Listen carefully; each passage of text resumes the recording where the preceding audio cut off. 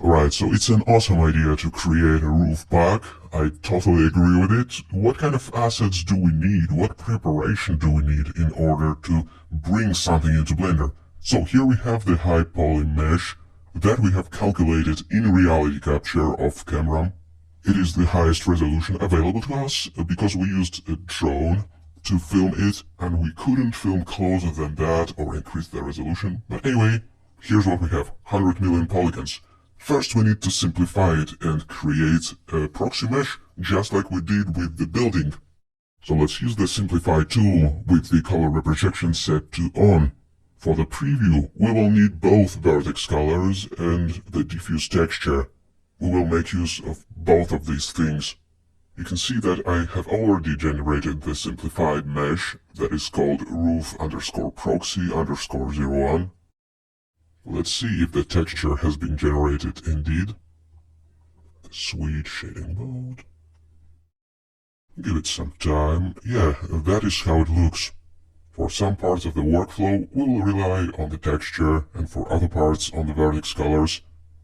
These options aren't mutually exclusive, quite on the contrary. I believe we're ready by now to export it. Let's expand the roof proxy and have a look at the textures. Here we should see the diffuse texture that we generated. It means that everything is okay and ready for export. Down in the export tab, let's select the FBX format. Define the name and the folder, and then look at the settings. Should we save our mesh by parts? A resounding yes. It is still 10 million polygons, so it makes sense in my opinion. Okay. In Blender, I have the FBX batch import add-on enabled, so I'm gonna go FBX batch, select multiple FBXs at once, and import all of it. All thanks to this plugin, which is free by the way. So here we go. There's our proxy mesh, sliced up very conveniently. And it has a texture, it should be hooked up automatically. I haven't adjusted the texture just yet, so it has this weird color tint. It hasn't gone through any white balancing yet, you see. And we have the vertex colors, obviously. It can be enabled from the viewport shading mode, the vertex colors preview. If you wish, you can switch over to the flat mode of the shading, but I will leave it at its default value, which is studio lighting. And I will disable the specular lighting, because I just simply don't like it.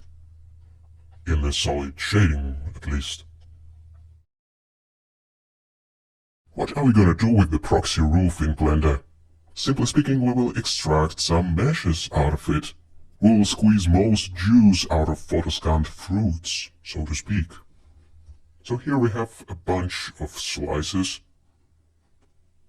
I think this one is the most fruitful, as it has a lot of things that can be extracted. I'm gonna move it into a separate collection called Work in Progress. And the main one, conversely, will be renamed to something else, like All. Let's toggle off the visibility of the main one. We will work just on this part. It's a microcosm, it has everything we need. And it is just 2 million polygons, which is quite enough for extraction, but not super high poly at the same time. Thankfully, the sculpting mode is pretty responsive, it works so well, even with the higher resolution geometry. What we would need is masking tools, either mask brush or the box mask and its variations, like the lasso mask. The lasso works very predictably. It's self-evident to a certain degree. You just draw the mask around the object, and your hands are shaking in the process like mine. The line mask tool isn't very handy in our case here. If it was a polygonal selection, but no. So what we can do is resort to a good old mask brush with the strength of 1 and a slightly different profile, or how do you call it actually, the fall off. I also like the custom one, make it a tad sharper, so it works almost like a constant fall off, just a a little bit smoother. You can see that I'm a true digital artist as I love adjusting the sliders by teensy amount. Anyway, the point here is to extract the geometry to work on. I've chosen my victim, which is part of this roofing. How do you call it? Now I'm just trying to paint it, or rather mask it. Fortunately, we have the vertex colors available, and the resolution more or less allows us to see the boundary clearly. Actually, that's why we went with the 10 million polygons. For readability. That's it. I usually switch back and forth between the vertex color mode and the single color mode. Sometimes the solid color mode provides the less noisy overview. We can, for example, define the boundary using this shading mode. Like, it's evident now that the boundary was a little bit screwed. It's a nice opportunity to fix it, actually. You can see that I'm quite careful around the edges specifically. Alright, now I'm heading over to the mask menu, pressing mask extract. Actually, I have it in my quick favorites menu as well. It's faster to invoke it from here by pressing the Q shortcut, and then everything at its default values, except the extract as solid turned off. Hit OK. And here it is, voila! Here is our first mesh that we have extracted from the roof photoscan. We can extend this workflow to a couple of other meshes, so ideally they will form some kind of a pack. Right, I put this mesh into the export collection. You will be glad to know that the mesh vertex colors survived extraction. Always a good thing. Now let's repeat the process a few times. Back to the WIP collection, where we have the rough geometry. What else can we extract? Maybe the pile of bricks? I think that the pile of bricks is nearing the crates and the boxes by usability. It's pretty universal, it'll work great in this roof setting, so definitely why not? At first I was too careful with masking out the bricks. As you can see, I almost approached them on an individual basis, brick by brick literally, but after doing it like this for a while, I discovered that we can pretty much just roughly outline the whole thing, maybe even with the surrounding material, because why not? It is supposed to be a little bit rough. It is different to how we extracted the modular wall. These assets are supposed to be relatively far away from the camera. They're supposed to be on the roof. Essentially, relatively far away from the ground, far away from the camera, if this is supposed to be the first-person game or something like that. This is supposed to be in a completely different league as opposed to the wall. I would put it like this. Alright, so everything seems to be masked out. Let's press Q, select extraction, and hit OK. Whoops, it seems that we forgot to clear up the mask before extracting, so the first asset got also extracted. No big deal. Just tab into the edit mode, lasso it, then press X and delete all the vertices. So this is the pile of bricks that was extracted pretty loosely. And by the way, if you want to clear up the mask, you can do it in the sculpting mode. In the mask tab, press clear mask. Just as a quick reminder. So that's how we can approach extracting the individual models out of a proxy made of photoscan data. It's fortunate that sculpting mode in Blender is really super duper fast. We can allow ourselves to mask things in real time, even if they are relatively dense. This is the key thing for this workflow. Alright, I think I'm gonna extract one more asset really quickly. This time I will speed up the footage. 3 is a lucky number, we could have stopped at 2. Anyways, here is the part of the siding, cloned to a separate object and put into the export collection. Feel free to experiment yourself with extraction furthermore. I will leave it up to you what parts of the roof to choose. Hopefully the process feels a little bit more familiar to you, so you can follow along. By now we should have a bunch of rooftop details extracted out. What we need to do next is make them usable, and we can make them usable by simplifying them, or in Blender's terms, decimating them. Right now it is approximately 700,000 polygons, which is a little bit too much. I think we can safely crunch it down by a factor of at least 10, I would say. These are supposed to be the assets for the background, not super detailed by any means. So yeah, first let's move them into a separate collection, called Export Decimated or something like that. Then I'm going to refer to the Decimate modifier to help us out with crunching the numbers. The ratio slider will be pulled all the way to the left, or we can type it manually, something like 0.1 perhaps, or 0.06 for that matter. There is no strict requirement or rule of how many polygons should it have. I'm just trying to eyeball it with some real-time application in mind, or perhaps with Blender rendering in mind. But the question that I keep asking myself implicitly in this case is, what is the minimal number of polygons that we can go after, and that will allow this object to retain its original shape? And we can't go lower than that.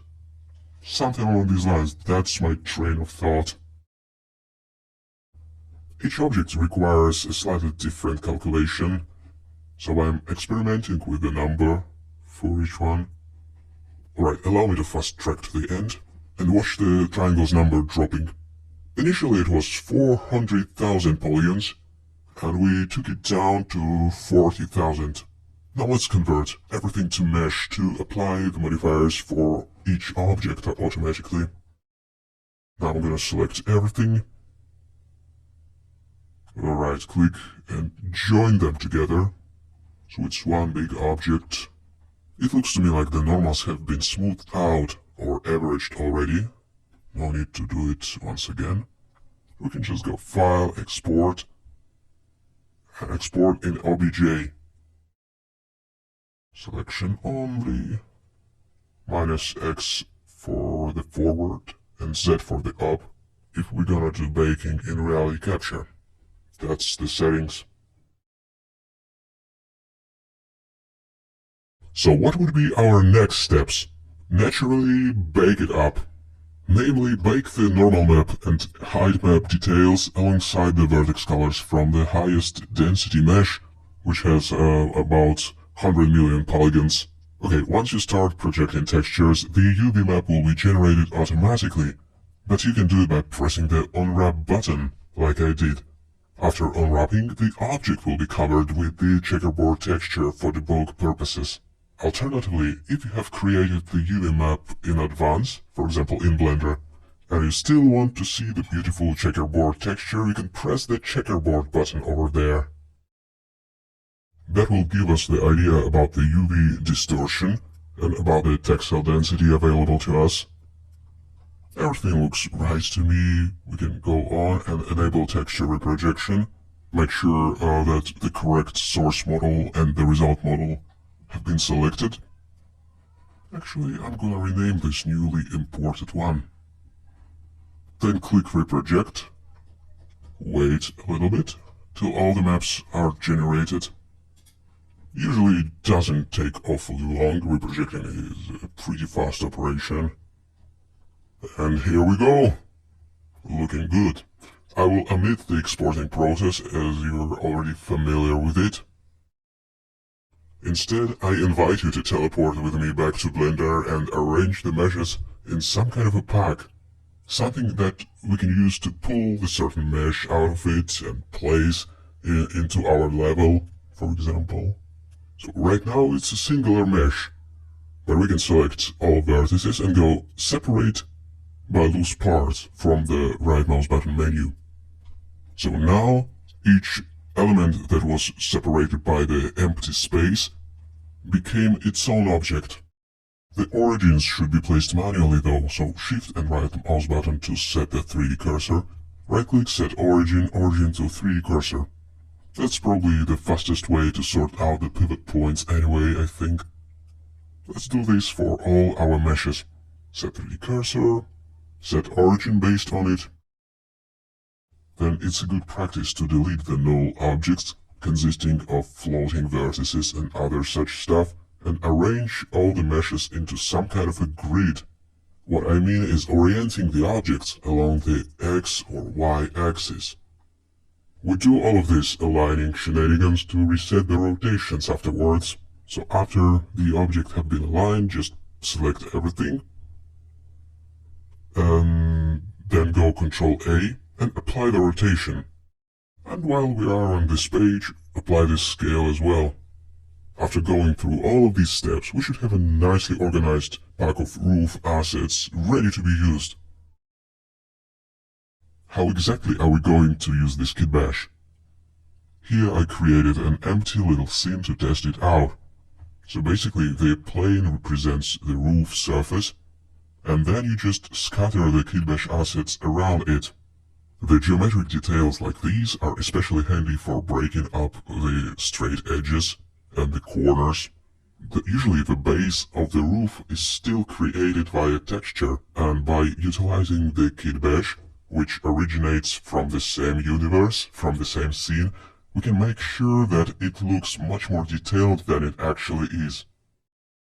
But still, evidently, we need some kind of a roof texture to serve as the base, just like we mentioned. It won't hurt to bake some kind of the alpha-mapped edge decals with uneven, broken down edge. It will furthermore help with breaking up the silhouette alongside the kit bash assets. That definitely sounds like a plan. Another type of useful asset that can be extracted out of this roof is a 2.5D surface, like for example the edge of the roof alongside the alpha map, which will be drawn separately or baked, it doesn't matter much. Let's call our old friend the plane companion.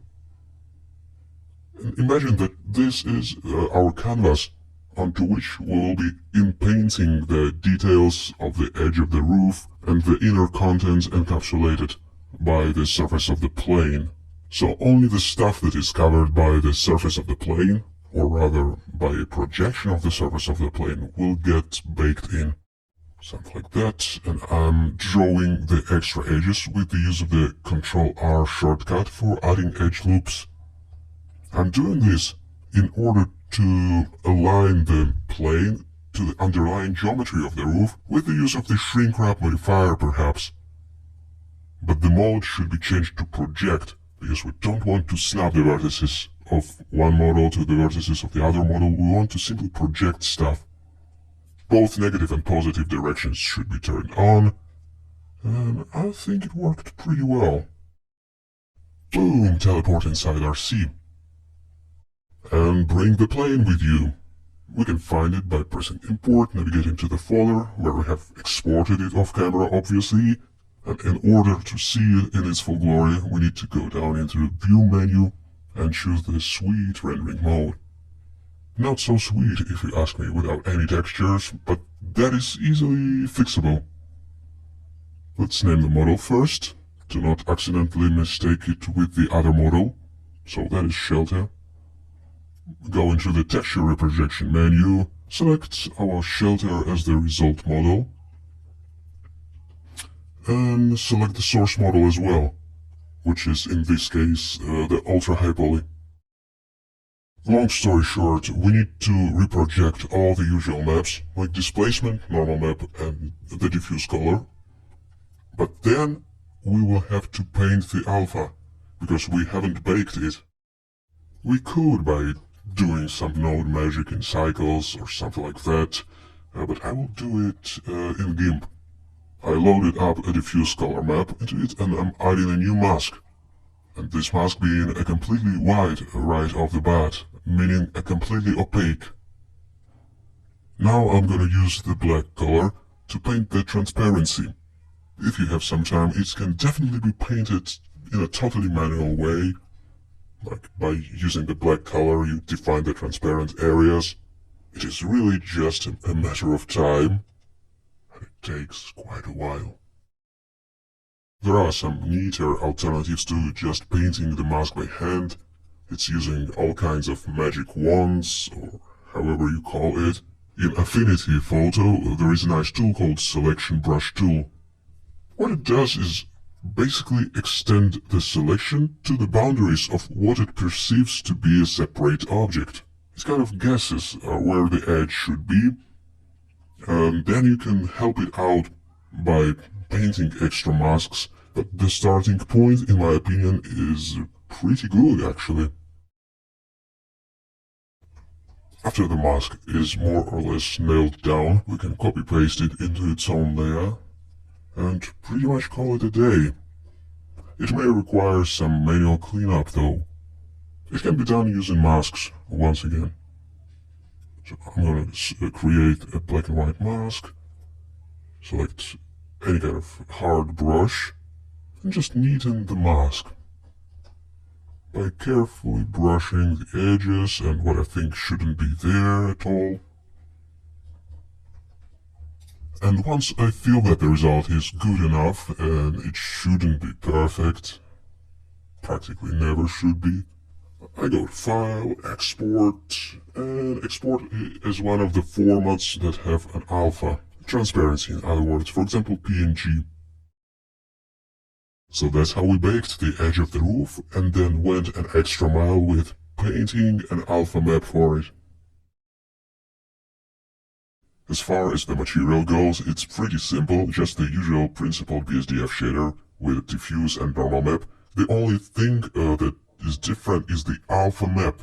It needs to be connected into the alpha input of the material, basically. In order for transparency to actually show, you need to check the blend mode within the material properties in the Eevee render engine. It should be set to alpha hashed. And this is pretty much it. Just make sure that the transparency really shows through in both Eevee and Cycles. There shouldn't be any problem in Cycles though. Jumping back into our test scene with the roof assets, let's see how we can use this alpha mapped plane. There is a trick to making it look three-dimensional even without displacement. With this we can duplicate it by pressing Shift D and position it just below the original one. And it should trick the eye into seeing the thickness at the cost of some performance drop. And then our glorious alpha mapped asset can be used to break up the repetition or break up the straight lines of the roof, especially once the tile build texture will come into play. Working with these silhouettes is really important. I can't overstate how important it is, especially when you're working in the realistic setting. So the assets like these are must-have. You can delete a bunch of polygons and use the shortened version of it. Something like that. So that's the idea behind baking the alpha-mapped planes. One more candidate for snatching from the photoscanned roof is the roof texture itself. Like 2x2 or 3x3 meters wide tileable texture. That's super easy. We just need a plane, which will serve as the baking surface, to remove the low frequency undulations of the geometry and capture only the mid and high frequency details. I first will add the subdivision surface modifier, accompanied by the shrink wrap a bit later on. Let's give it a few levels of subdivision. Just enough polygons in order to be able to capture the low frequency variation in height. Then add the shrink wrap and pick the proxy object of the roof as the source, or rather as a target. The mode should be project in both negative and positive direction as usual. That's pretty much the complete setup. The only thing that can be tweaked is the number of subdivisions. It depends on what you perceive as the low frequency undulations, basically. If you set the subdivisions higher, it will be a finer alignment to the surface, so to speak. Alright, I'm checking the face orientation here to not accidentally export the flipped normals version of the mesh. And then I'm gonna do the obj export into its own neatly named folder as usual. Selection only. I have a special preset for RC export, which makes forward -X and up Z. I think I will skip the baking process this time and start right after the baking is finished. So the baking is done. We have diffuse, normal, and displacement textures placed inside the Affinity Photo software. Now our goal is to make it a seamless texture. We can start with brushing out the elements that really stick out from the rest of the image. These are usually the highest contrast elements, or anything that will break the illusion of the seamless texture, and that will show the pattern repeating. So that's why I'm removing the details that are, I would say, beautiful by themselves, but they don't really work in the seamless setting. Then I will affine everything, or in other words, offset it by 50% horizontally and vertically. Right away we can see the cross formed of two seams running horizontally and vertically, dividing the image in halves. We can use the clone stamp tool to smoothly inpaint the seams. And when we're done with inpainting, we can offset them back. All the images, I mean all the layers. 50% offset on both the X and Y axis. Apply. And then, as usual, export it out. The displacement as the 32-bit EXR, and the rest can be 8-bit TIFFs. Here's the PPR material made out of these textures that we have just exported out from Affinity Photo after tweaking. I'm going to copy it out to this plane, but first Ctrl-A and apply the scale. Then with this object selected, shift-click on the roof texture object. Go into the material settings, press this icon and copy material to select it. The scaling of the texture coordinates needs to be adjusted, because right now it's way off. So I opened the UV editor in the left window, then U and Smart UV Project, and that at least got the aspect ratio of the UV island right. And then I'm scaling the UV island itself, like making it way larger. It's great that we made our texture seamless, right? So we can use it like that. The shader, in my opinion, doesn't look as great as it can. A few knobs can be adjusted for sure. But try it out with the displacement. We have baked the displacement map. So with the Cycles micropolygon displacement, it should have much more depth to it. So that's our seamless PBR roof demo. I think we have assembled the almost complete kit for reconstructing any type of old and broken roofs. That's totally awesome. Let's keep rolling.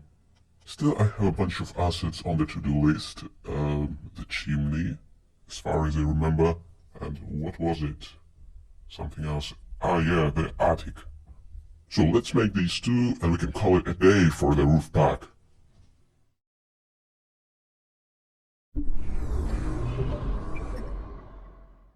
It would be a shame not to capture this rather screwed attic, even though it definitely was very poorly scanned. You know, just a few photos from the ground level, no drones involved in this case. But we can still work with it.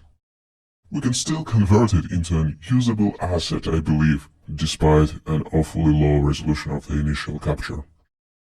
At least we are fortunate enough to have the texture available, because I think that the vertex colors won't cut it in this particular instance. It's a little bit too undefined. The texture, on the other hand, even when paired with the terrible geometry, gives us enough material to work with. It's a nice reference after all. So let's do some retopo. Let's start with the plane as usual. Select one of the vertices. Ctrl-I to invert the selection, delete everything except this one guy, G to move. Let's not forget to enable snapping, and set the snapping to face. That's pretty much my usual setup for doing retopo. Nothing more than that usually, really. We can press G to grab. You can start from any corner you like. What I usually do to make the preview a little bit easier on the eyes is to enable, or rather disable, fade inactive geometry within the viewport settings. And what we're gonna do next is start building some kind of a wireframe based on the shape of the object. E for extrusion.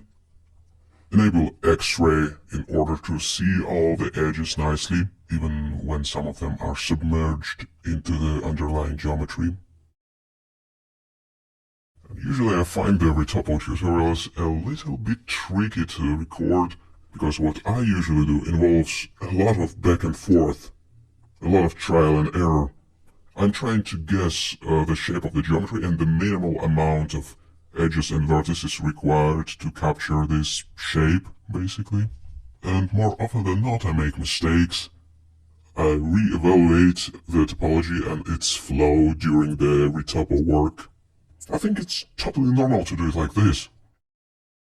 So if you have a feeling that you have driven everything into a dead end, you can delete some parts of the geometry and start from scratch.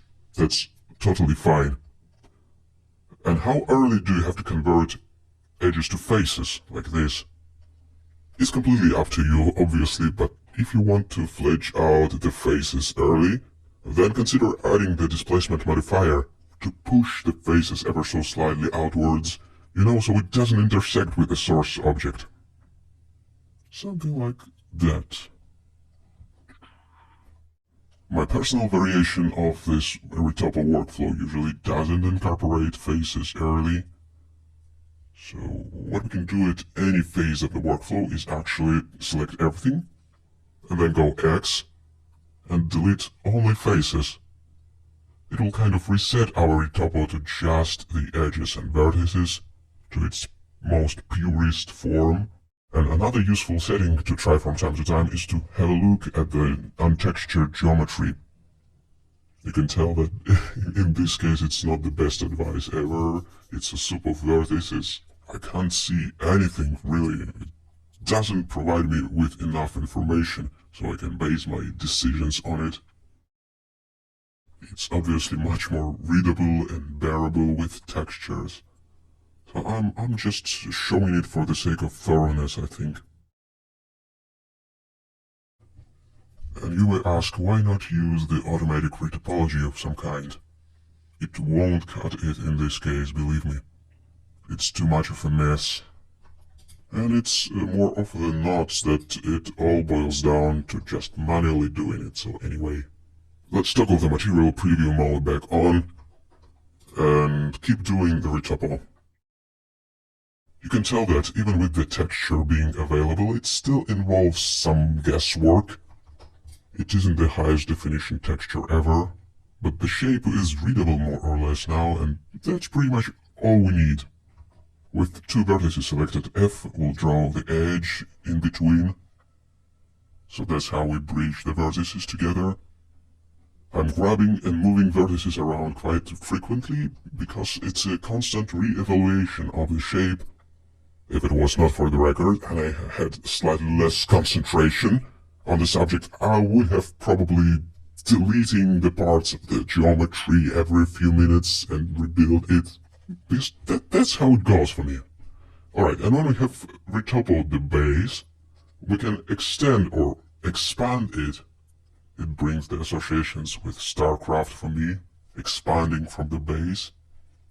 And I'm trying to maintain the quad structure of the mesh, although it isn't strictly necessary.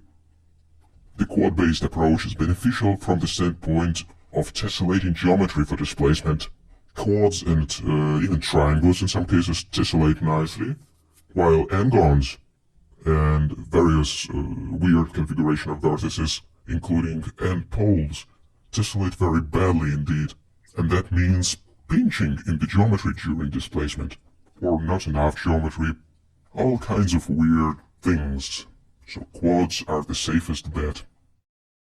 When I'm done with drawing the carcass, I'm pressing F to fill in the polygons. We can delete the polygon that represents the window frame, and extend these four edges, with disabling the snapping. E for extrude. I will probably scale it down a little bit too. So that's the most basic retouple workflow that involves working with reference. It looks deceptively simple, but it definitely involves some guesswork, some trial and error, and it just requires a few attempts usually to nail it. The right side of the attic will be much easier. It's pretty straightforward for retopology. We will ignore the protruding parts and concentrate on the main shape, I think. So I'm selecting the two vertices forming the side, E for extrusion. Don't forget to enable snapping, G to move and snap the vertices like this.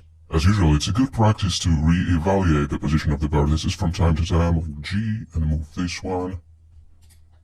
Then we can keep extruding.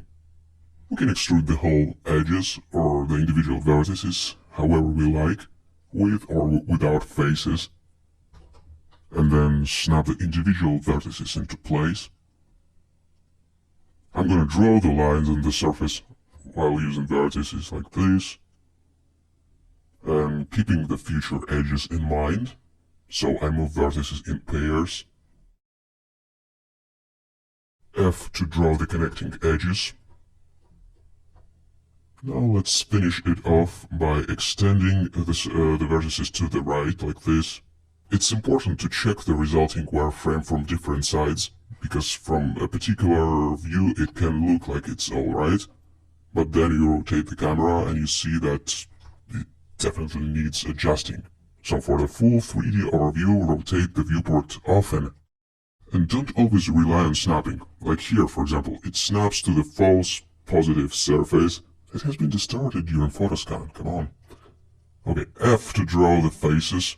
We can just select one edge, press F, and it will automatically create the face in between this edge and the next adjacent edge. And what is worth doing next, I think, is create some kind of a transition in between the attic object and the roof.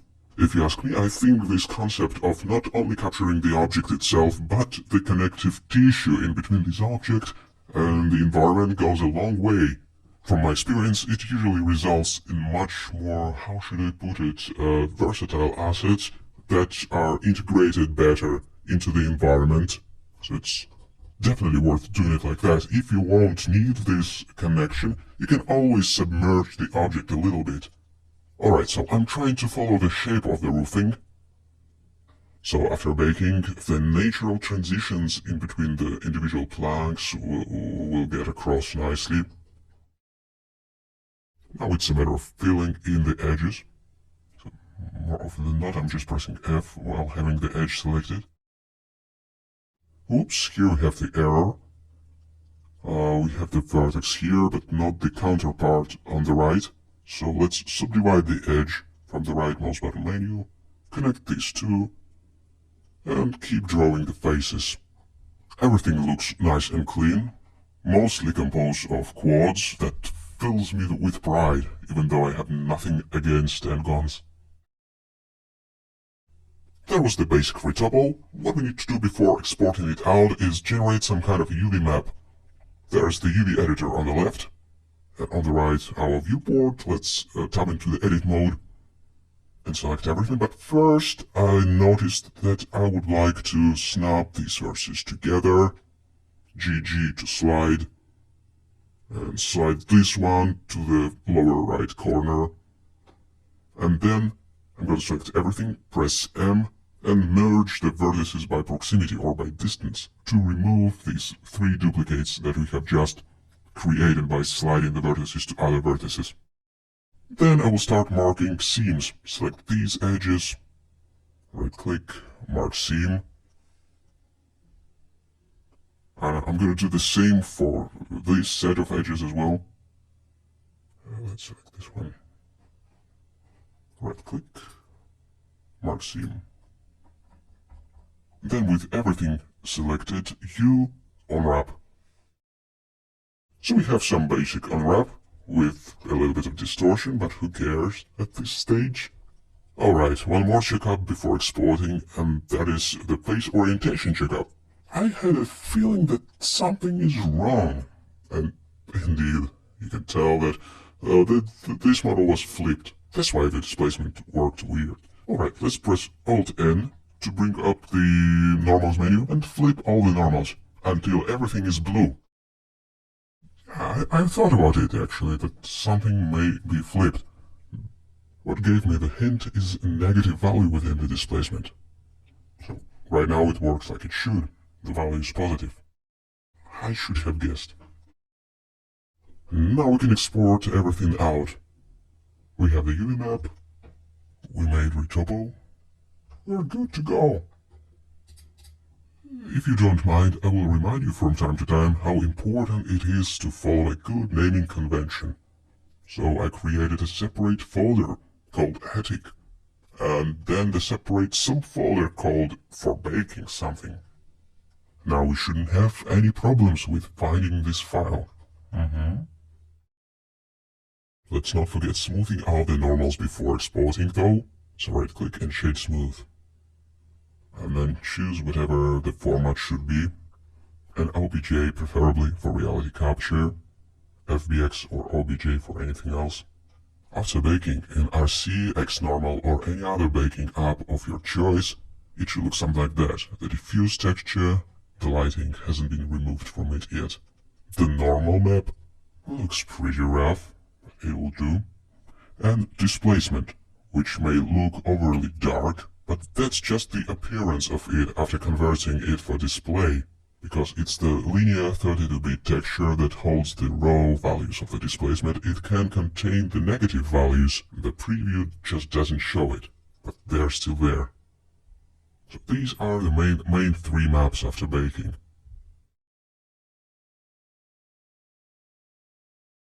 Welcome to Blender, with the baked asset being set up already. There's the pre-baked base color texture, the roughness made via color ramp in Blender, the baked normal map and the displacement map. The principled BSDF set up automatically with all these maps with using the Ctrl-Shift-T hotkey to bring all maps into Blender automatically.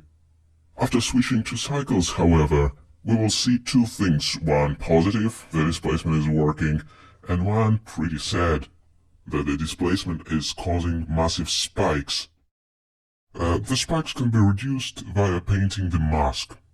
So the mask should come into play just before hitting the displacement node. Shift A, color, mix RGB node, drop it in between the texture and the displacement. Because the mid-level of the displacement is 0, the black color, or 000 in the RGB terms, equals no displacement at all. We just need to paint the black and white mask to selectively reveal the 0 displacement in some areas, mainly in the areas with spikes. So this texture will serve as a mask exactly.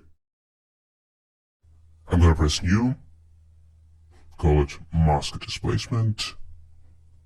The default color is black, in other words nothing happening. And the white portions of the mask will tell Blender, hey, use the zeroing out effect here. Negate these spikes, do something with it. In order to paint on the mask, we should enter the texture painting mode, obviously. To fully engage the effect, we need to be painting with pure white, with the strength set to 1 preferably. And in the texture slots drop-down menu, I will select the mask displacement, that's our mask. Now, this method has a flaw, it isn't super intuitive. When we paint in the rendered mode, in order to see the effect we need to reset it by entering the solid shading mode and back rendered. Like we painted here, the white spot, which should mask the spike. Upon re-entering the rendered mode, we will see it come into play, but not earlier. So that's something to keep in mind. We can paint in the rendered mode, but then we need to redraw the viewport or reset the viewport to see the effect.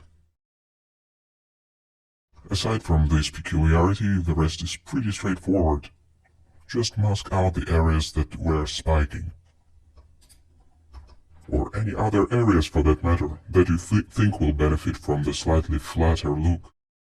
I think we pretty much covered the window frame. Only the spikes on the left are to be fixed. Okay, looks fine to me. I think I would prefer the inner frame of the window to be slightly more wavy, so I'm gonna select the off-white color to bring in some displacement back. Yeah, it looks great, I think. Aside from the displacement mask, there is one more mask left to be covered, and that is the alpha mask that will control the transparency of the surface. I switched over to the Eevee rendered mode, and down in the settings, I'm changing the blend mode to alpha hashed, and the shadow mode to alpha hashed as well. Then we can adjust the alpha parameter of the BSDF shader using the second mask. So let's create some room for the extra node. Shift A, texture, image texture. Let's create a new one called alpha. The resolution can stay the same. The color though should be white, meaning fully opaque. And we'll be painting with black. Okay. Make sure it is hooked up to the alpha input. Then jump into the texture paint mode once again. This time, just for the change, I'm gonna be using this menu for selecting colors and all that stuff. The alpha texture should be activated for painting, the usual business. Now, let's give it a try. Why no effect? Ah yeah, we need to be painting with black. So, you can press X to toggle between black and white. And what we can do is carefully draw the mask. I'm not sure I like the smoother fall off. I think I will make it a bit harsher like that. Way too harsh. Let's tone it down a bit. Yeah, something like that. If you think about it, the alpha map gives us the opportunity to control the edge of the mesh, and that's something that can't be easily done with the low poly objects. The point of low poly is to have the controllable amount of polygons, so we can't fine-tune the edge geometrically beyond a certain threshold. The alpha mask, on the other hand, gives us such opportunity, which at the same time works nicely in a synergy with displacement and other techniques to fake the detail of high poly mesh. Even though it's a very, you may say, fake technique, it works beautifully in both cycles and Eevee and real-time applications for that matter.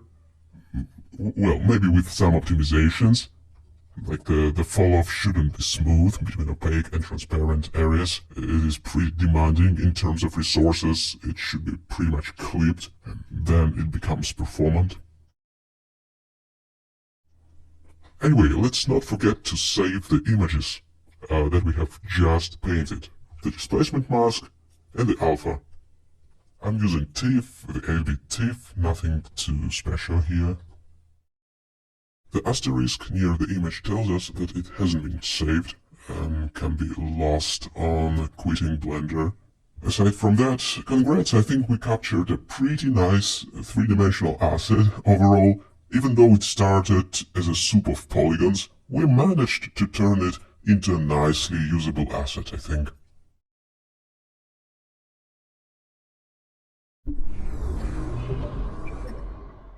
Time to reap the fruits of our labor, my friends. Let's have a brief overview of what we have done. This photoscan of the broken roof was our playground, and what we managed to do with it. Actually, a healthy amount of things. Firstly, we managed to extract a roof kit bash pack. A medium resolution pack of assets for scattering around the roof geometry. Secondly, we extracted this alpha map edge of the roof. The third type of 3D content that was extracted out of the photoscan was the 3x3 meters texture, which we made tileable. For all of these assets, we used baking extensively to transfer the high-frequency detail from the source mesh, which was the photoscan mesh, and you can see that all the meshes have subdivision surface on them. This is meant for the cycle's micropolygon displacement, the adaptive subdivision mode of the subdivision surface modifier. So we can say that by utilizing the adaptive subdivision alongside the displacement texture, which is the height map that we have baked in reality capture or in XNormal, we almost arrived at the original resolution of the photoscan mesh, which is practically the most detail we can squeeze out of the raw scan. It would be pretty laborious to go beyond that in terms of detail. It would involve, I don't know, fractal resizers and other such stuff. Alright, to chill out a little bit and make use of the assets that we have created, let's quickly reconstruct the roof of the attic. It would be a fun exercise, I think. First, I'm starting here with a plane, which will symbolize the roof of the attic, so to speak. The top part of it. It is the perfect opportunity to utilize our seamless roof texture. In the material settings, I'm going to copy it out to the newly created plane. The UV map has to be adjusted though. So in order to make the quick adjustments to the UV map, I'll create the second window with the UV editor. I think the reason why the texture looks squeezed on the x-axis right now is that we forgot to apply the scale. We squeezed the geometry, right? So we need to go Ctrl A, apply scale, and then unwrap it. Now the UV map should have the correct dimensions, the correct aspect ratio, I mean. We just need to adjust the scaling. Let's have a look. What else do we have here that may come in handy? Well, pretty much anything can be used. This one looks like it will be a perfect edge. It has this nice alpha map variation, so I will tailor it to the dimensions of the attic. Like this, then G to move, R to rotate, and then we can pepper it with the three-dimensional kit bash that we have created precisely for scattering on the roofs. So I'm grabbing this piece of garbage and trying to create a nice arrangement out of it. And when I say nice, I mean disgusting at the same time. It depends on our artistic optics. Personally, I love this post-apocalyptic abandoned vibe. So I will call it nice still. Probably you can feel the magic of the modular design as we can assemble the new objects out of the parts that we created previously. Strangely, this process submerges me into kind of a creative flow, into the zone, and in this zone the time flows a little bit slower, and you experience all kinds of effects associated with such creativity, I think. It's a fun process though. It has an element of gratification. Like, we created something, and then we make use of it. The creative application of your efforts always feels gratifying. Especially if you can sell the pack afterwards. Just kidding. Alright, what else do we have on our to-do list? Are we finished with the roof assets? Practically, yes, we are. There is just one little chimney to sort out, and we're good. As a quick extra, I asked Eugenie and Nick, our photoscanning crew, to capture this pipe. We thought it would be a must-have object for capturing the shack in its entirety, because as you remember, the original resolution of the roof assets there was abysmal. Unfortunately, the weather was brilliant all the week long, and we had to scan it under the direct sunlight. On the bright side, removing the harsh shadows from textures is an interesting lesson, so let's jump straight in. I'm gonna toggle on the preview of the type points, which is the point cloud, to show that this pipe is just a small part of the landscape that has been photoscanned. We used a drone to capture this asset, and even though we concentrated pretty much on just it, we still captured a lot of surrounding area. Thankfully, we can use the reconstruction region to constrain the rendering area to just the portion of the scan, which in this case is just the chimney. Something like that. Fortunately, there is enough resolution in the scan, even though this was just a portion of the source photo, this pipe itself. Alright, what else we can do there is select the lasso tool and cut out what doesn't belong to the asset in your opinion. The model keys can be used to modify the selection, for example Ctrl to add to it, and Shift to subtract. We can actually do it in a few steps. Like I selected a couple of things, then I'm pressing the filter selection button to delete them. Then we can repeat the process. Rotate the viewport, for example, to get the better view on what you're going to delete. Then carefully and slowly select the portion of the object. And I'll proceed to filtering it right away once again. And then do the third selection and the last one, I think. Each new filtering operation creates its own model. The temporary models that we don't need anymore can be safely deleted from this menu. And I'll call this one the chimney hyperbole. This time we can do all the decimation without leaving reality capture, so simplify tool, choose the target triangle count, which is 5000, simplify borders to on. The triangle count can be a little bit more or less, it doesn't matter much here. Okay, this is the simplified model, and you can tell that the vertex colors look like garbage, but we're gonna generate the real texture pretty soon. Click Texture Reprojection to transfer the details from the source model, which is chimney hyperbole 02, to the result model, which is this one. Everything else pretty much set to automatic as usual. All texture passes enabled. Yes to create the new UV coordinates. And here is our chimney illuminated by the harsh sunlight. Let's do something about it.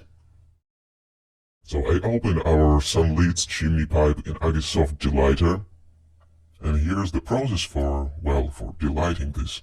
I marked the shadow part of the pipe with blue, and the lid part with the yellow color, the much needed guidance for the application in order to remove the cast shadows. Now I'm going to press this button to hide the brushes, to get them out of the way, and I'm going to press remove cast shadows right away. Actually, I have done it already, so here is the processed version, without the harsh shadows, hopefully, and it looks to me like Agisoft Delighter did a great job with removing them. There may be some minor issues, like the color spill, and the weird highlights here and there. Some of it can be aided by enabling the highlight suppression and color artifact suppression, but anyway, it looks sufficient to me, it looks very nice actually.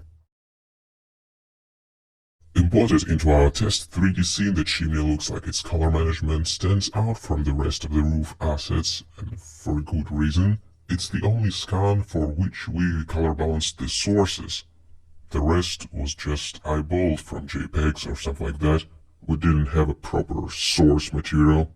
So the white balance for the rest of the stuff can be fixed by either processing the textures, the albedo textures, or by interjecting the color balance node or the mix RGB node somewhere in the material chain, right before the base color input to be exact. Switching it over to multiply, to adjust the temperature, let's set the color to some brownish variation. The white balance has to be shifted into the warmer tones, I think. So I'm eyeballing the shade of beige and the mix factor to align it to the white balance of the chimney to some extent. It's easier said than done. It would be much more straightforward if we had some reference during the shooting session, which we didn't for some reason. Apropos the importance of the gray cards and color checkers. So I'm just very loosely trying to guess what the right color balance should be, the neutral one, keeping in mind that everything looks slightly brownish under the proper white balance. Alright, let's imagine that we put all the albedo textures in the correct color space with the correct white balance. Now what we can do with them is keep playing and at the same time keep testing our kitbash. Will it work in the context of the larger 3D environment? Will it hold up? All these kind of questions should guide you in deciding whether you should scan more assets or will it be enough for the 3D scene that you have in mind. Oh, by the way, you can also test how it looks under cycle settings. It should look pretty impressive with displacement coming into play. Anyway, I think we have reached our goal, and created the KitBash set of the roof assets that will help us to restore, reconstruct, and regenerate the roof of the original scan, and for that matter help to create any imaginary roof in that particular setting. Let us quickly recap the steps that we have taken to build a pretty nice pack of low and mid poly roof assets for reconstructing work. First, we used a drone for capturing a medium detailed photo scan of some broken roof in Brest, Belarus. Then we analyzed the resulting scan and thought that it would make sense to create a variety of assets out of it even though the resolution isn't sky high. Namely, we managed to extract the pack of roof assets for scattering around, as well as the alpha mapped edge of the roof, a 3x3 chunk of a texture made seamless, a chimney, and an attic. Eventually we got enough variety to be able to recreate the roof in a modular way. That concludes the roofing section. Thank you for watching. My name is Gleb Alexandrov. You're watching Creating Photoscan 3D Environment Assets.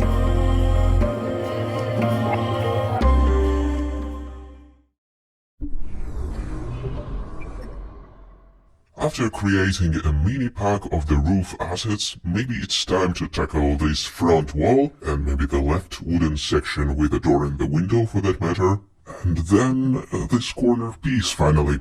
I'm starting to think about it actually. It would be totally awesome to convert it all into modules so they can be reused in a more universal way, and the corner piece will most likely be a very welcome addition that will help to blend it in with the right portion of the building that we will have to create from a separate photo scan later on. At this point, all we need to do is redraw the topology, then project the details from the high poly mesh, and then probably erase the part with the window and fill it in with a brick wall material somehow. As for redesigning the topology for such planar surfaces like this wall, I usually start off unsurprisingly by adjusting the plane to the overall normal of the wall, so to speak. That is usually a fairly straightforward process that requires some extruding. That can be done with the help of the E shortcut and just moving the edges around basically. The X-ray mode of the viewport may come in handy to see through the geometry, and Ctrl-R shortcut allows us to draw the additional edge loops. And even though there's probably no need to outline the window like that, because we're going to be deleting it, I'm doing it anyway. And I'm trying to keep the polygon size pretty even. It'll help with optimizing the displacement later on. And then before exporting it out, I'm checking the face orientation to make sure everything is blue, or in other words, no faces are flipped. And the last step before actually exporting it out is unwrapping.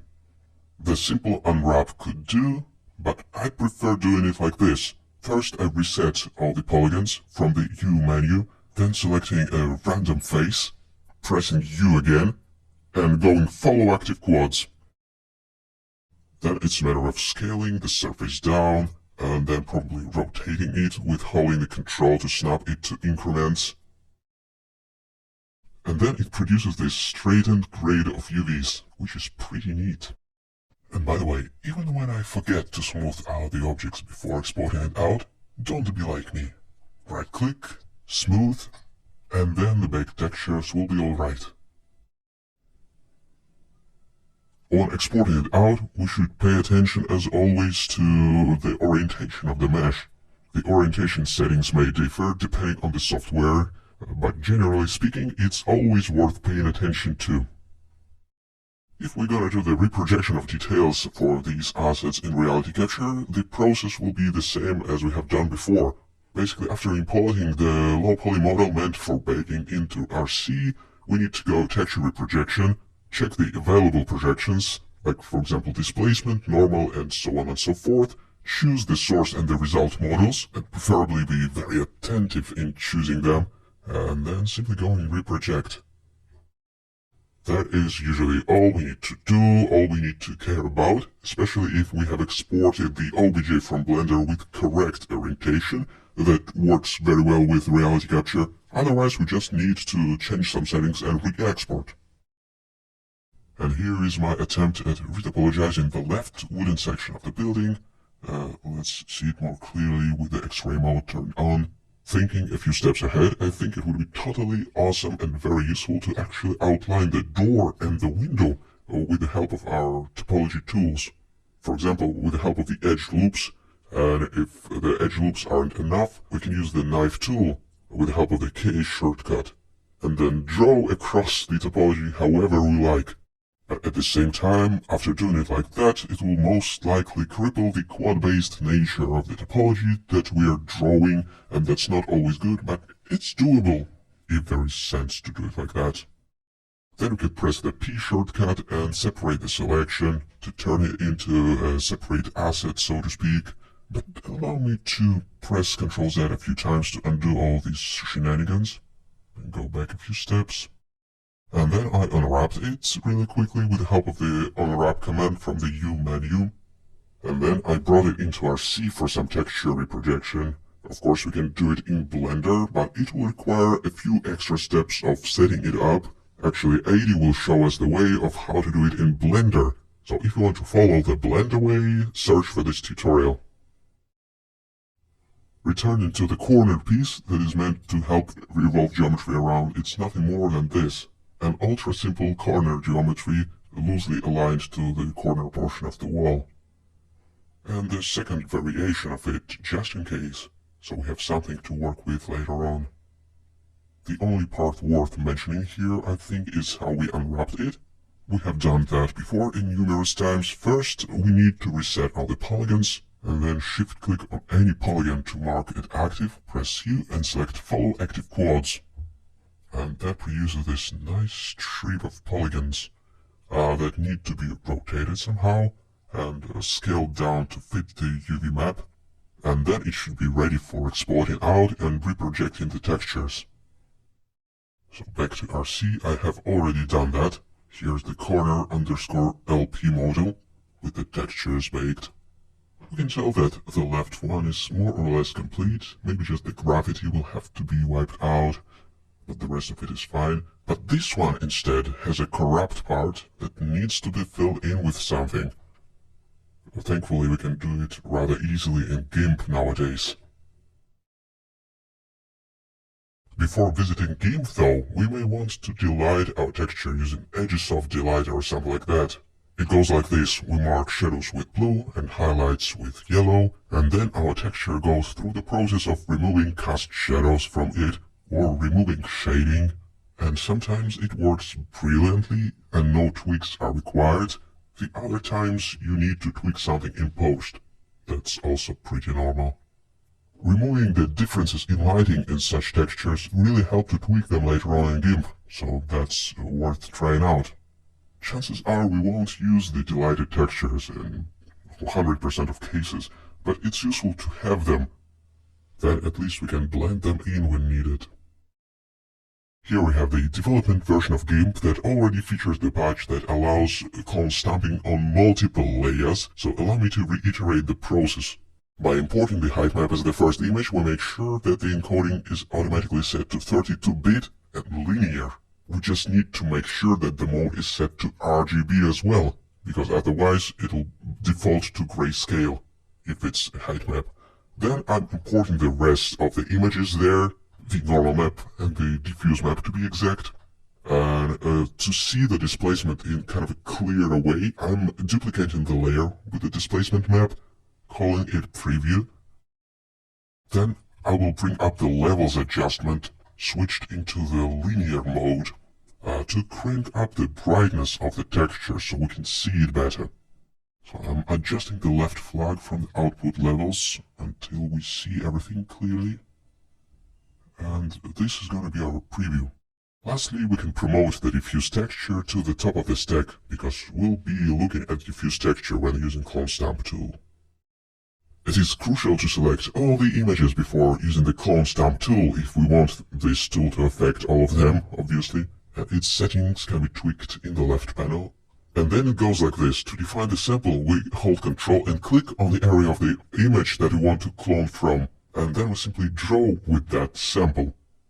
The tricky part of the whole thing is to actually nail the position of the bricks, because that's a non-organic shape that has straight rows. and columns, it has to follow a certain pattern. That's pretty tricky, so you can see me undoing the steps quite often with help of the Ctrl-Z shortcut. But even though it can be fairly tedious, it's also doable. I'm very interested to know if it was easy for you to tackle this, or not so much. Feel free to contact me on Twitter or wherever you will catch me. But anyway, I have fast-tracked the process until the rest of the window is overpainted, and now I'm trying to fix the grassy parts there. The problem with the grassy patches here and there is not that they screw up the albedo texture, although it is the case here too, but that they make the displacement kind of weird. It just sticks out way too much in the final render, so it's paramount to fix these patches. Lastly, I tweaked the window, and before exporting it out, I'm having a look at the displacement preview. That extra texture that we have created by adjusting the levels, remember? It is important to fix the stuff that shouldn't be there, like these patches of highly contrasted color. They will cause the displacement spikes, and that's something that we would like to fix as early as possible. And there are some minor errors like these that also can be wiped out while we have such opportunity. It is easily visible while using the displacement preview, and not so visible with the albedo texture. And once this displacement preview has fulfilled its function, we can disable it and start exporting our maps out. I will start with a 32-bit EXR map for displacement, for the reasons that will become known in just a moment. So with the displacement file selected, I will visit the File menu, select Export As. I'll just type the name and the format manually. It is important to type a correct one, an EXR in this case. So that was our 32-bit EXR, 32-bit encoding. To export the rest of the maps, I will change the encoding to 8-bit. Choose nonlinear for conversion and press Convert. In other words, both the normal map and diffuse map will be exported out as the 8-bit TIFF files with an sRGB color profile. So that's why we have exported the 32-bit EXR displacement first, to then change the encoding to 8-bit and export the rest of it. Alright, here is the diffuse map being exported. And that is it for making the front wall material modular. We haven't made it tileable though, but at least we opened the opportunity for changing the position of the window once we add the window. The process for the left side of the wall is pretty much the same. Here we have the displacement preview that makes it easier to see the quirks in displacement, and the delighted version of the diffuse texture, which is called albedo here. The rest of the process is just to use the clone brush to fill in parts that were messed up during baking. For example, look at the area directly above the door. It definitely has to be fixed because there was a shelter, and it has been captured during the texture reprojection process. So now we have to fill it in with the wooden material instead.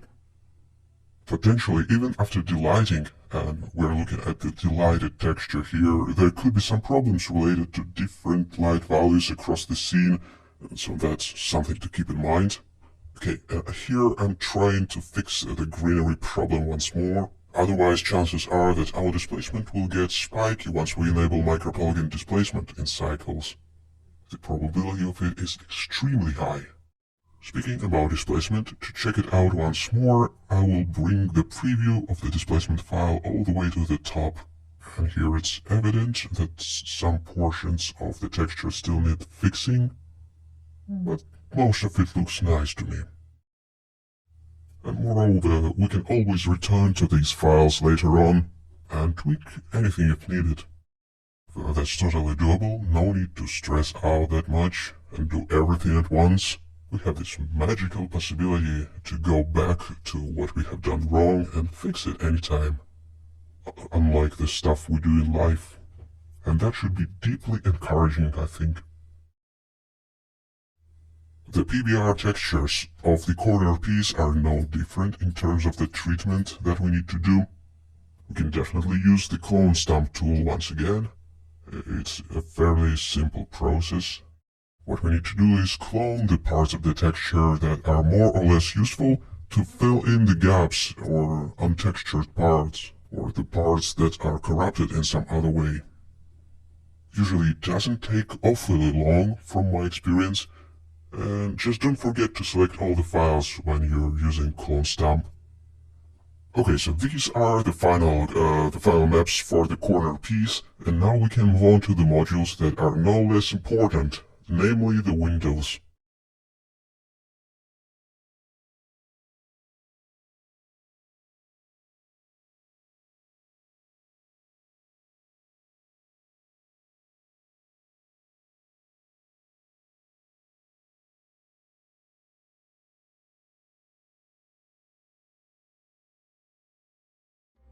Since the photoscanned wall was turned into a seamless PBR surface without a hint of a window frame, the question of how to reintroduce the window frame became super relevant. We'll explore two ways of modularizing the window frame so it can be moved around. Keep watching to learn more about both geometric and alpha-mapped variations of this workflow.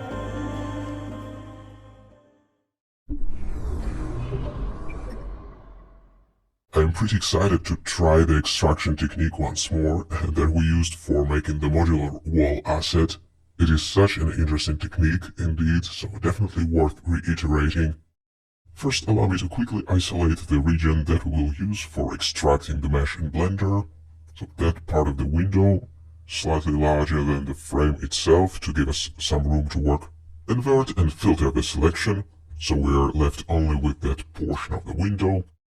Before it can be taken to Blender, it needs to be simplified. Right now it's a little bit too large for serving as a proxy mesh. 10 million triangles will potentially be pretty unresponsive in Blender, at least that's my usual fear. So 2 million polygons then, sounds better. Boom, taking the model into Blender. Here it is, our proxy 2 million polys mesh. Let's jump into the solid shading mode with the vertex color set as a preview. Then what? Tab into the edit mode, select these outliers. X to delete, select vertices. As a quick reminder, we have done this workflow already in the course. The workflow of turning the photoscanned data into the 360 degrees solid mesh. So let's follow through the steps once again. First, enter the sculpting mode. Let's search for the mask tool, or I should have said mask brush. Set the strength to 1. The fall off should be pretty hard. We can change it from here. Right now it's set to constant even. And the goal that I have set is to extract a part of the wall that wouldn't look too even, that would look like it could be a separate asset. So what I'm doing here is looking at the bricks and trying to follow their contours. That's why the vertex colors are must-have, and in order to have the vertex colors that are informative, the model should be dense enough to support it. So I think starting with the million polygons is quite enough resolution to work with anyway. Again, it's important to keep the structure of the model in mind. Here it is defined by the bricks, so I'm pretty careful to make sure I follow the brick outlines there. We can turn the single color preview on to see where our selection went crazy. And once we nailed the masking, it's a matter of entering the mask menu and selecting mask extract. All options set to their default values except the extract as solid. I usually turn it off, otherwise it adds the solidify modifier, which we don't need anyway at this stage. So that's our mesh. It's worth cleaning up ever so slightly. Tab into the edit mode, select the floaters. Here, here, and here. And maybe this clump as well, X, and delete the vertices. Now it should be ready for modification. First we need to make it solid somehow. Aside from using the solidify modifier, we can just select all vertices manually. Then in the search menu, I'm searching for select boundary. And select boundary loop. With the boundary loop still selected, E for extrusion, extrude it outwards, like this. From here we can start using the mirror modifier to turn this asset into symmetrical, and hopefully solidified object.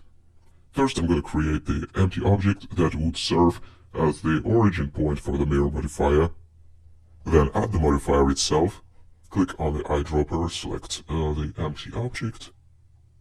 Everything, including axis, bisect, and flip, everything should be set to X in this case. Then it's a matter of adjusting the position of the mirror object. Something like that. And that's pretty much the mission accomplished moment for the mirror modifier. From here I'm looking forward to adjusting the mesh. For example, recovering the top part, which is a little bit weird right now. I'm reconstructing it using the cube. As you know, you can reconstruct pretty much anything with a certain number of cubes. I'm joining it with the original model. And after joining two objects together, it's time to remesh it all. Using the remesh modifier, I'm choosing the voxel mode. Selecting the right voxel size is usually done by eyeballing it. So 0.01, is it enough geometry to work with? My guess that it is. Now these modifiers have fulfilled their role, we can apply everything. Ironically, we still have to apply the mirroring operation after each successful remeshing and stuff like that. So let's do it once again. The mirror object should be the same, and the settings as well. What I'm going to do next is create a new vertex group. This vertex group, just as a quick reminder, will be used to control the strength of the shrink wrap effect. So jumping into the weight paint mode, the weight set to 1, let's quickly paint the front section of the object that should be influenced by the shrink wrap modifier as opposed to the back and the side. The red color represents the weight of 1 and then it gradually falls off to the blue color, which is the weight of 0.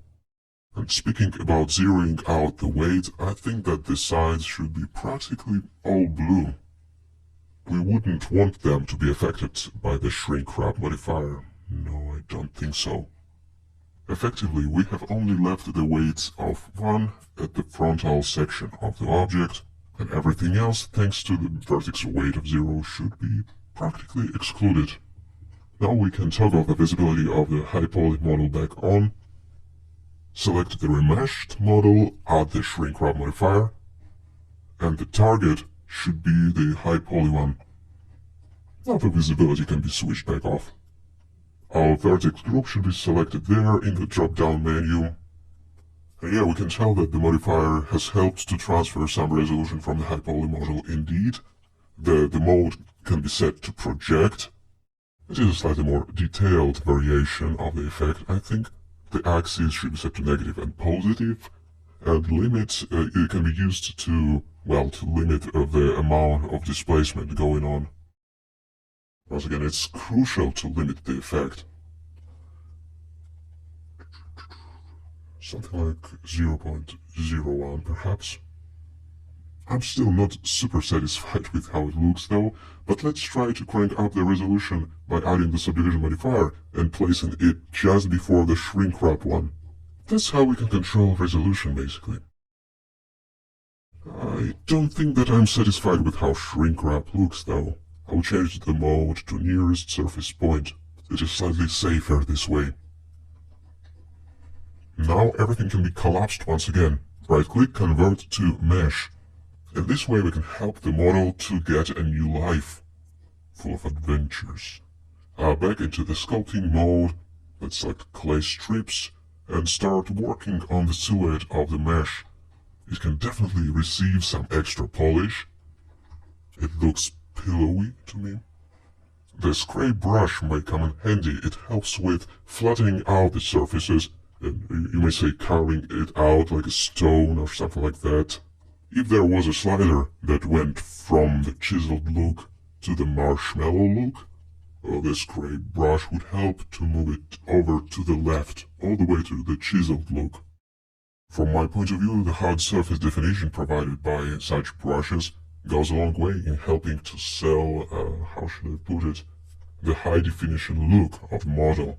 Ultimately, it boils down to the definition of the silhouette. Anyway, it's time to decimate the model for the final use. That's what the decimate modifier is meant for. just a matter of picking the right ratio depending on the poly budget that you have. I wouldn't make it much higher than 10k triangles for this type of asset though, maybe 15k max. It's a matter of personal preference what baking application to use. We can either do it, in my opinion, in RC or XNormal. In RC we just have to choose the targets and the source objects, and then press one button. More often than not, it will get unwrapped automatically in this case, if we haven't done the UV map in Blender. Reproject, create UV coordinates, wait a few seconds, and here we go. Let's check it out. Where it is. Yeah, we need to click on it. With a freshly baked model brought to Blender, it's time to copy the mirror modifier once again. Remember, after each operation practically, the mirror modifier has to be brought back. So with two objects selected, Ctrl-C, copy modifiers, copy the mirror modifier. Toggle the visibility back on if it has been turned off. So we have successfully copied the baked textures. There are some problems though if you take a closer look, like the side. There wasn't reliable texture data on the side, so we need to introduce the second shader if we choose to solve it using the second shader, okay? So this time, just for the change, let's use vertex color as a mask, not the image texture like we did before. To paint vertex colors, head over to the vertex paint menu. Here we can just fill it in with a certain color. To use a bucket tool approach, go paint, set vertex colors, and it will be filled with the active one. Let's bucket fill everything with black though, so it is our base state, meaning no mix at all. And then let's use the white color to reveal the second material. Right now we don't use the real second material, obviously. For debug purposes we have chosen the pure color, just to see what we are doing, I guess. And once the vertex mask has been painted, let's replace the proxy material with the real one. Any kind of seamless PBR shader from roughly the same setting would work. This one consists of the diffuse and normal map, and this is the tarmac shader, I believe. As it was designed to be used as a seamless texture without any UV map, let's switch the texture coordinate to object and enable the blended box mapping for that matter. From flat to box, change the blend factor ever so slightly. That will make the transition between the box faces smoother. The tiling can be adjusting according to taste from the mapping node. Now we can keep painting the mask, the bottom portion of the object, stuff like that. Shouldn't take much time. And once we are finished with the mask, the next thing worth doing is tweaking the color. It doesn't look to me like it plays very well with the original material. So let's navigate to the second one and drop the mix RGB node there. Click on the color on the eyedropper tool and sample some brownish color of the bricks. The mode should be set to multiply, and the rest is a matter of massaging the color until it looks right. Maybe a more yellowish saturated version of the color will work better here. Actually, I think that's a good example of why we should care about color management and about balancing the white point. Otherwise, you can see that the materials like this tarmac without the albedo texture being color balanced look a little bit bluish in comparison with the materials that were color balanced. An alternative pretty cool method of extracting the window frame involves transparency and displacement. Intriguing, hmm? So let's start all over again by enabling the high poly mesh visibility, vertex colors. What I'm going to do next is summon our plane companion, which is so great for redrawing the topology. Orient it according to the normal of the wall, roughly. Something like that. maybe push it out a little bit. The X-ray mode can be toggled on to ease the process of redrawing the retopo. In the edit mode, I'm grabbing the edge and pressing GG to slide it, C to go beyond the original frame. Press G twice to slide. Something like that. The plan is to capture the surface area around the window, so we can play with masking it out and turning it into a separate object. Alright, Ctrl R to draw the extra edge loops. Ideally, if they follow the contours of the window like that. Technically, we could have used just the plane and bake everything onto it and resort to displacement for pressing the geometry inwards. Still, I think it will work somewhat better if we extrude the window frame manually like this. Displacement is not a silver bullet. It can get really distorted if you push it way too far. Alright, with the future tessellation and displacement in mind, I'm dividing the mesh into quads basically, by slicing it up using the Ctrl R to add the edge loops, then deleting the set of faces in the center, and I think the geometry is now ready to go. But first, in the edit mode, select all polygons, U for unwrapping, choose Smart UV Project, and after doing that, I usually try to guess what would be the correct orientation of the UV map. It's a tricky thing to do, especially if you're as lazy as me, and you don't dare to use any specific guides. Anyway, let's pack the UV islands, and then crank up the margin in the settings. It's fairly important to have the padding or the margin between the UV islands. It will definitely allow you to avoid some issues during baking. Okay, now that should be it for the preparation.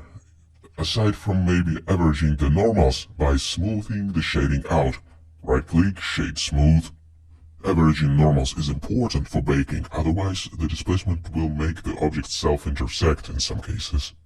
And now the normal map should be baked, as well as displacement map.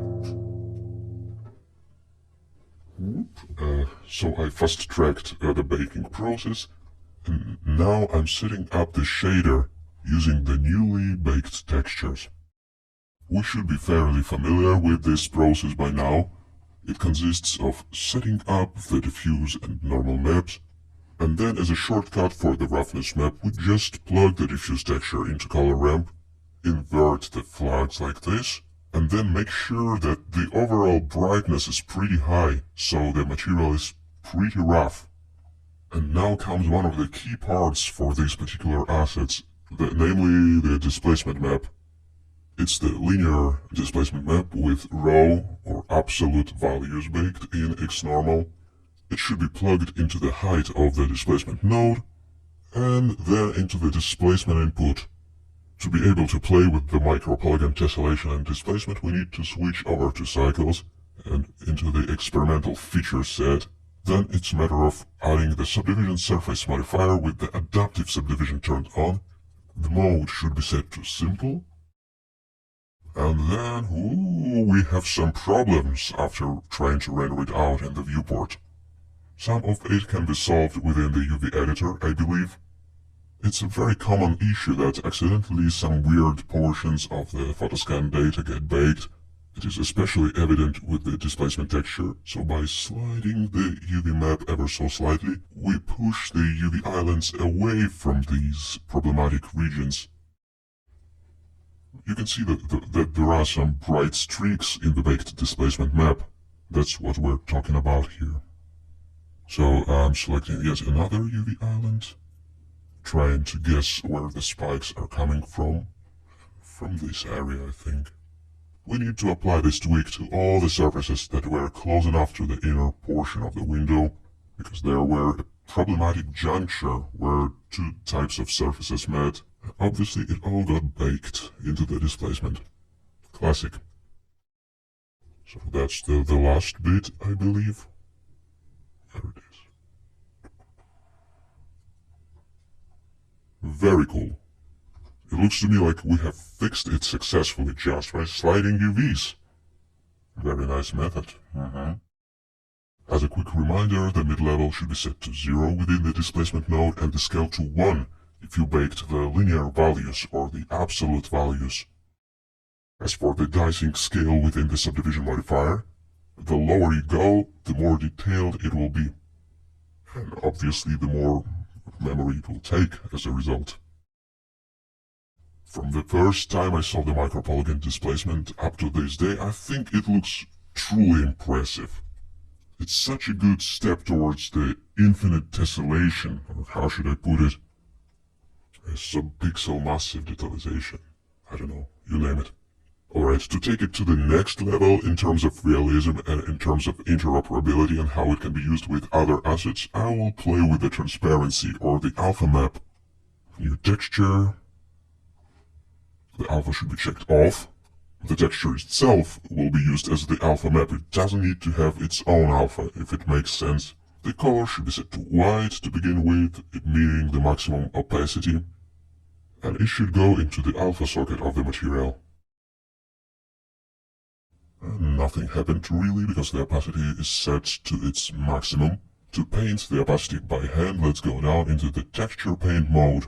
The settings for the brushes can be found at the top of the user interface or in this menu. Let's make sure we selected alpha as our texture. Let's paint with black, meaning full transparency as opposed to full opacity. The fall off is pretty smooth right now. I have nothing against it really.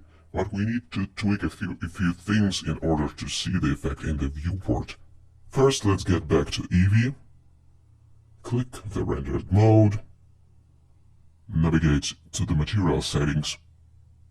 And change the blend mode to alpha hashed. And the shadow mode to alpha hashed as well. Now we can paint with transparency basically, and that's very cool I think. What if we could create a nice transition based on the brick structure? Let's give it a shot. I'm pretty confident it will look fairly believable, especially when coupled with displacement.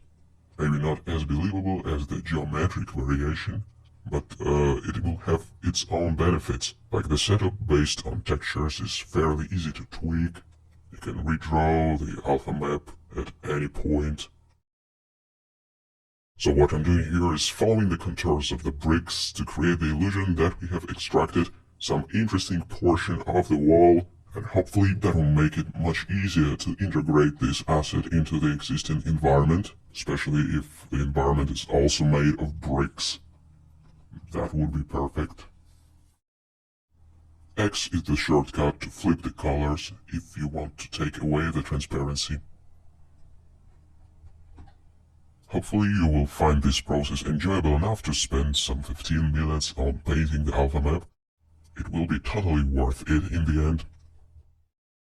And here it is, our alpha mapped version of the window frame. Let's just make sure we saved the alpha map in the image editor. I'm finding the texture, then just saving it as a TIFF file. The format doesn't matter at this point, to be honest. Any uncompressed format will do. Now I'm gonna visit the shader editor to see what we have done. Remember we used the smoother fall-off for the transparency brush? Actually, the fall-off can be fine-tuned in post. Like, with the use of the color ramp or the map range nodes. By adjusting the first two sliders, which say from minimum and from maximum, we basically adjust the contrast of the mask, or how should I put it, the feathering of the edges rather. It would be a more accurate representation of what's going on. But you know what, I also liked the original smoother transition. I think it will help to integrate it better into the environment.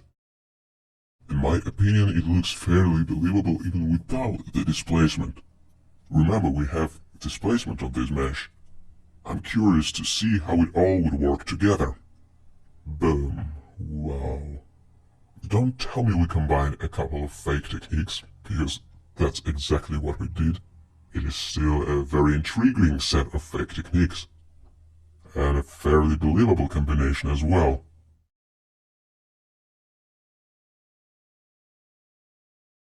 Even though we got pretty used to this metal-covered door thing, we wanted to try something different, something a little bit more defined, textured, I guess, and preferably with a door handle. A replacement photo scan, in other words. We thought that this type of old and weathered door will serve as a nice replacement for the list of steel in the original scan. It has the interesting elements like this lock that can potentially be turned into an interactive element if we would like to, and all in all, I think it will make a great asset. So as usual, let's start with the proxy mesh export into Blender. I will turn specular lighting off.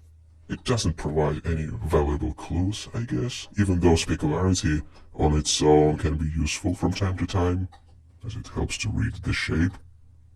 For retopology, I will start off by creating a plane, enabling the X-ray mode, and deleting everything except this vertex. I will go ahead and enable the snapping mode, or press Shift-Tab, snap to face, and then G to move the vertex. We have explored these subjects already throughout the course a few times, I believe, but let's repeat it once more, because that's super useful. The retopo game, especially if you aim to create a low poly asset, is a game of extruding vertices. E to extrude, left mouse button click to release it, F to join two vertices together to draw an edge between them, like this. If more geometry is needed, the edge can be subdivided. Then F again. Let's subdivide this one too. F to draw the edge. The faces can be created by selecting everything and pressing F.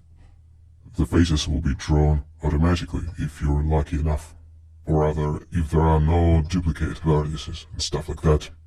Let's call this object door and start working on the door frame. In a similar vein, I'm just extruding a bunch of vertices to create edges, and I'm using the minimal amount of geometry needed to capture the shape as usual. The thing that will help us immensely in staying true to the shape of the high poly object is displacement. We'll use displacement alongside with slicing up the object into a bunch of small triangles, tessellation in other words, or adaptive subdivision in Blender. And then under the influence of the height map, the object will get curved and bent according to the high poly version of it. So our current low poly implementation of geometry can stay really low poly indeed. Here we go, it is our door frame. It was very quick and painless to create, thanks to the fact that the original scan was rather good. To rebuild the log, I will start off with the cube. That's yet another quick retopo technique that we use quite often. I lined up this cube with the log geometry, then subdivided it, and to quickly snap the vertices of the cube to the surface of the source mesh, whatever it is, we can use shrink wrap modifier, like that. It won't be ideal, but it's a decent starting point. After using shrink wrap, we can just apply it and tailor the position of the vertices by hand. No need to be extra precise with it, it's just a small object after all. Well, the exception is if it's supposed to be an interactive object in a game or something like that. Then it would require an extra sculpting pass, I would presume. But for our intended use, which is creating 3D scenes in Blender, I think even this primitive representation of geometry would work. Then I'm utilizing a similar technique to rebuild this portion of the log. I'm following along the shape of this curvy object by extruding vertices. This can be done by using the E shortcut once again. Then I'm fixing the problematic areas while isolating this object. You can isolate things by hitting the slash on the numpad. Then to draw a flesh on this bone, I'm using the skin modifier. To control the thickness, we can tab into the edit mode, select all vertices like this, press Ctrl A, and then adjust the thickness by using the mouse position. That's it for toppling this detail. I'll just adjust the endpoints by submerging them into the lock a little bit. That looks fine. I think these two details can be joined together. Shift-click on the second one. First, apply all the modifiers, then Ctrl-J to join, or right-click and select join. And lastly, shade it smooth. It is fairly important, as we are going to be baking textures. Maybe not for the lock itself, because I doubt that we'll be using the displacement for it. But for the door, specifically, pretty much for everything else, let's just smooth it out. That's the safest option. You can see the extra detail that I have created off camera. I'm sure you will have no trouble recreating it using the same techniques that we have just shown.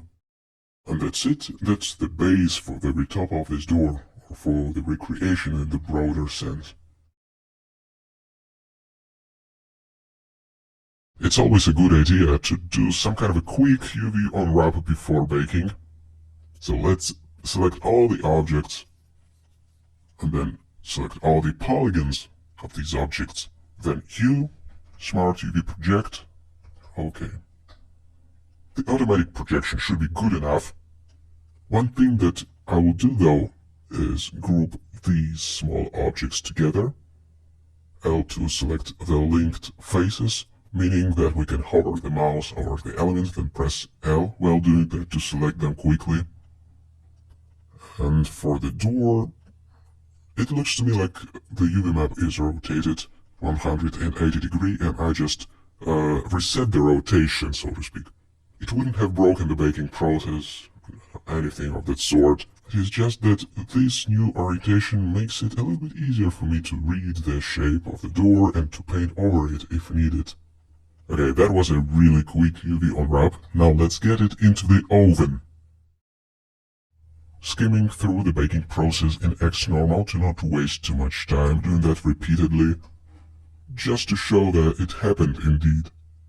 As usual, it's worth baking a diffuse texture, a normal map, and a height map. A jump cut transition into Blender with all the baked assets imported. It looks flawless, I love it. Look at the normal maps, specifically. It's nothing short of a miracle. It's amazing how normal maps, if baked in the right way, can create an illusion of really elaborate geometry where there is none. I think it's really impressive. What we have to do now, obviously, is create some kind of a thickness. With just 4 faces, it'll be an easy task. E to extrude the boundary. Something like that. No need for the mirror modifier this time. And then down into the face menu, select Grid Fill. That created a nice grid of polygons there, with the UV map even. The only thing that we have to adjust is the UV map for the thickness itself. We can select all the side polygons, Smart UV Project, then G to grab and adjust the position of these UV islands like that. This technique of adjusting UV maps is quick and dirty, but it will get the job done. For the door frame, I will use a slightly different method, namely the Solidify modifier. Let's increase the thickness a touch like this. Alright, and to pull off such UV map trick, like we did before, we first need to get access to the polygons, so applying all the modifiers first. And then double-clicking on the face loop in there, hit U, Smart UV Project once again, and then move it over to the door area. This time I will try to map the UV islands slightly more carefully to the door frame. A quick tip for selection, we can hover over the UV islands and press L, like this. Then rotate, move it into place. L again to select this guy, R to rotate, try to align it to the door frame like this. So that's how our baked low poly frame could be solidified, and unwrapped for that matter. And now when we have the geometry reconstructed, Let's give ourselves a tap on the shoulder and move on. What's for the lock? Most of it looks correct as for me, except the back part. What I will do is select these 4 polygons and move them over to the top ever so slightly, to the healthier area of the texture. Now if we take a look at the baked texture, we'll notice a peculiar thing. You can tell that the lock and the detail near the lock have been imprinted in the door texture itself. It requires some fixing. Fortunately, the UV maps have been laid out pretty neatly, even though I can see that the door became flipped somewhere along the process. Nevertheless, that won't prevent us from clone stamping these problematic areas of the textures. I selected all 3 textures in Affinity Photo, so the clone stamp will work on all 3 at once. As a preview, I'm using the displacement map as the most telling kind of map. It's the most sensible to the abrupt changes in contrast and to errors overall. So it's ultra important to heal the problematic spots there. The diffuse texture got simultaneously fixed as a bonus. That's great. Normal map as well. So that was rather painless, I would say. Let's just not forget to save the resulting textures, and we will be good to go. After exporting them from the image editing application, it's time to replace them from within the Blender shader editor. Both the diffuse texture and the normal map, of course, as it's the PBR set, it needs to be replaced in its entirety. The normal map too. The door texture shall be cleansed now from the influence of nearby details. The door frame as well, of course. It means that these extra elements like the lock and this thing nearby the lock can be made interactive. They can be moved around freely and the door will sustain this type of damage, this type of movement without revealing any kind of bugs. Oh, and actually the door itself can be opened. How cool is that? Alright, before getting overexcited, let's set up the displacement and try again. So let's scroll to the material output and add the displacement node. It all starts with the displacement node. Plug it into the material displacement input. Drag the height map in there. It should be connected to the height socket. The mid-level should be set to 0. If we used the raw values for baking the height, which we did. In the cycles, the feature set should be experimental. What else do we need? Within the material settings, there is one setting that might be interesting to us, which is displacement. It should be set to displacement only. And lastly, it won't work without the subdivision surface modifier set to adaptive subdivision. A quick explanation right away. The small assets like the lock and this detail shouldn't have displacement. So I'm creating the second material, door material B, let's call it. And specifically for this alteration, I will disable displacement. So bump only. Let's entirely remove the connection, just in case. Now onto the rendered mode. That's how it looks with all the bells and whistles in place. With displacement, it looks totally magical. Wow. I bet you can tell the influence of the micropoly subdivision combined with the displacement and how it altered the silhouette of the model specifically, but also like how it enhanced it. Now, it looks to me like it has millions of triangles, not just, I don't know, 16. And it's bonkers.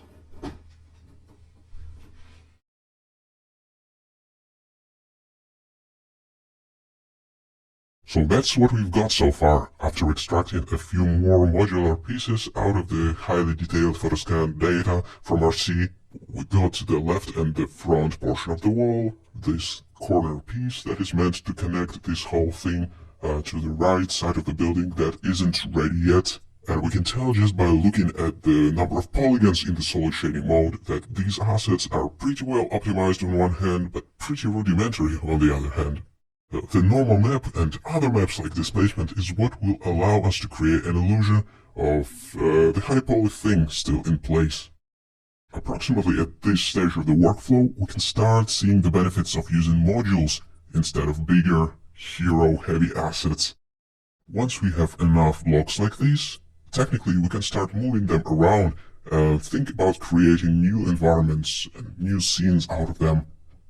Due to the modular nature of these assets, we can make changes to their design on the fly. For example, how about inserting a window somewhere? We have made a separate window asset. Let's use the window_A for a geometric version of it. And now we can carve a hole for this window, but first let me apply the mirror modifier so I can move this asset around. So let me move it a little bit further out so it sticks out of the wall. And now we need to carve a window socket, so let's add a cube to our scene, make it approximately the dimensions of the window, and then click to select the front wall, go to the modifiers and add in the Boolean modifier. Just make sure that it's the first one in the stack and the subdivision is actually the last one then. And just pick the operand, which is this cube. We won't see the result until we made the cube invisible somehow. Switching the display type to wire in the object settings helps in this sense. So this is our movable window socket. We can make it larger and smaller, move it around, do whatever we like, as long as we still have the Boolean modifier in place. So that is definitely one of the most visible and concrete benefits of using modular design approach. We can change the look of things, we can use them in different combinations, and more modules we have, more freedom we have in our level design, let's say. I will move our Boolean object into the window collection, and we'll give it a descriptive name, window_Boolean. The visibility can be toggled off if you like. So that's where the synergy between different assets come into play, and I'm really excited about it. What could be even better than making the assets modular, making them even more modular? For example, some part of the module can be extracted and become a separate mesh, K for the knife tool, and carve out a separate topology for this thing.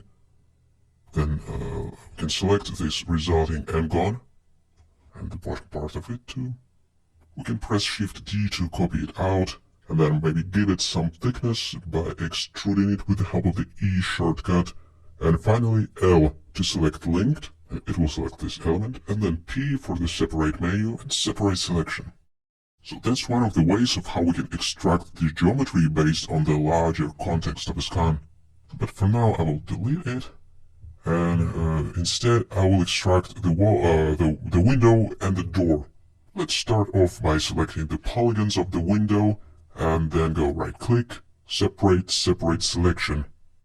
Due to the shape of this object being a pretty simple rectangle, it's quite possible to do that with just a few edges in place. In the case of slightly more sophisticated shapes, we should have used sculpting to draw masks on a high poly mesh or something like that. We have shown this method in the roof chapter. After decomposing the wall into these more granular objects, we have much more freedom to move them around, create new compositions with them, so on and so forth. I would probably add some thickness to it with the help of the solidify modifier, because otherwise it's just a flat polygon. Next I'll move this modifier to the top of the stack to make sure that the subdivision is the last one. And finally in the object data tab I'll turn auto smoothing on. That's it for splitting the door and the window into their separate 3D objects. That being said, this door is the subject for replacement with some other more elaborate photo scan that we have actually processed before, remember? But this metal door may still come in handy at some point, so let it be. Because we have extracted the height map for all these assets, we can use the micropolygon displacement in cycles to bring things to life. Well, that's a pretty taxing method in terms of computer resources involved in tessellating geometry, in subdividing polygons into much finer grid of polygons. And obviously this method isn't always available. It totally depends on the render engine you're using. But that's one of the most straightforward ways to obtain the same level of detail as in the original scans, which is a pretty crazy level of detail indeed. And by splitting our photoscan raw meshes into more manageable chunks that can be reused and repurposed, we use best of both worlds, the striking, uncompromised realism of photoscans, and the ease of use of traditional modular assets, like a more traditional game development approach and level design approach, let's say. Alright, I love it. These assets look awesome. The one more thing that I really wanted to show before we conclude this video is how to turn this corner piece into slightly more modular asset. Let me duplicate it.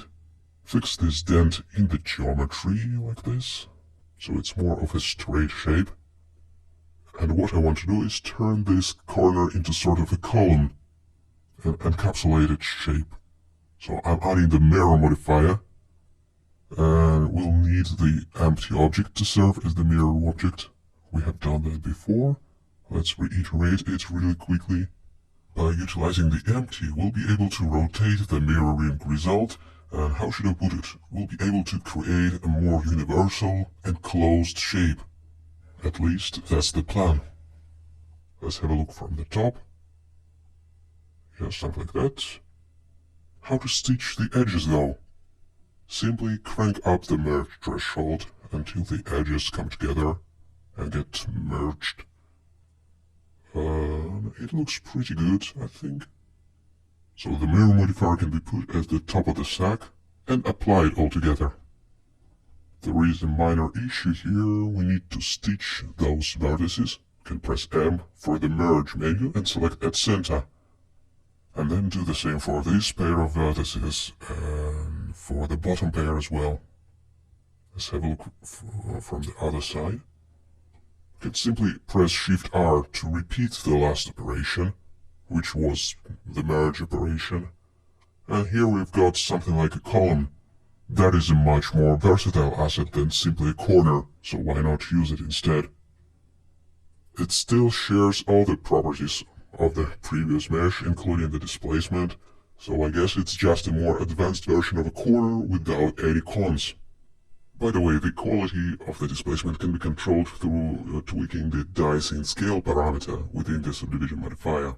The lower it is, the higher is the quality and more RAM it takes to render out. You can delete or hide this previous iteration of the corner asset and use that one instead. We no longer need the empty object. I'm gonna move it where it should be placed. Actually, let's talk about the geometrical decal that is placed at the bottom of the pillar. As you remember, we have baked two corners of the original high poly building, so that's just a part of the second one. It serves as a geometrical decal with the help of the micropolygon displacement, and I used it pretty much to break up the silhouette of the pillar, to make it slightly more interesting, you know. It can fulfill its purpose only if it had an interesting profile, and it's guaranteed by the displacement. If you want to alter the profile, it's a matter of sliding the UV island across the texture, basically. Right now the preview is set to diffuse texture in the UV map editor, but our diffuse texture is perfectly matched in terms of UV coordinates to the baked height map, so by sliding the UV island, we are sampling the different areas of the height map as well, and thus altering the geometry of this object. I think the weathered and ruined part of the texture provides the most interesting silhouette and works best as the decal, so let's go with it. Then we can combine these two objects, two meshes with the displacement textures, and probably hide the part of the first one that is protruding through the second. I'm gonna grab, I think, this edge and push it slightly inwards, so it kind of sinks in these bricks. Apart from that, there is a slight glitch with the UV map, so I'm gonna slide it ever so slightly. So yeah, that's an added benefit of having the texture, the height maps baked. I mean, it allows to mix and match the objects like this.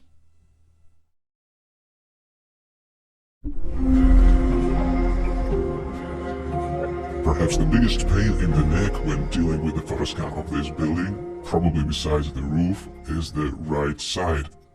2/3 of it were blocked by the fence, no visibility at all, and the quality of the rest is questionable due to the acute angle, so we just had to find the replacement. We were lucky enough though to find a nearly identical facade nearby. Before making a draft scan and trying to align these two buildings together, I didn't realize how close they are by design.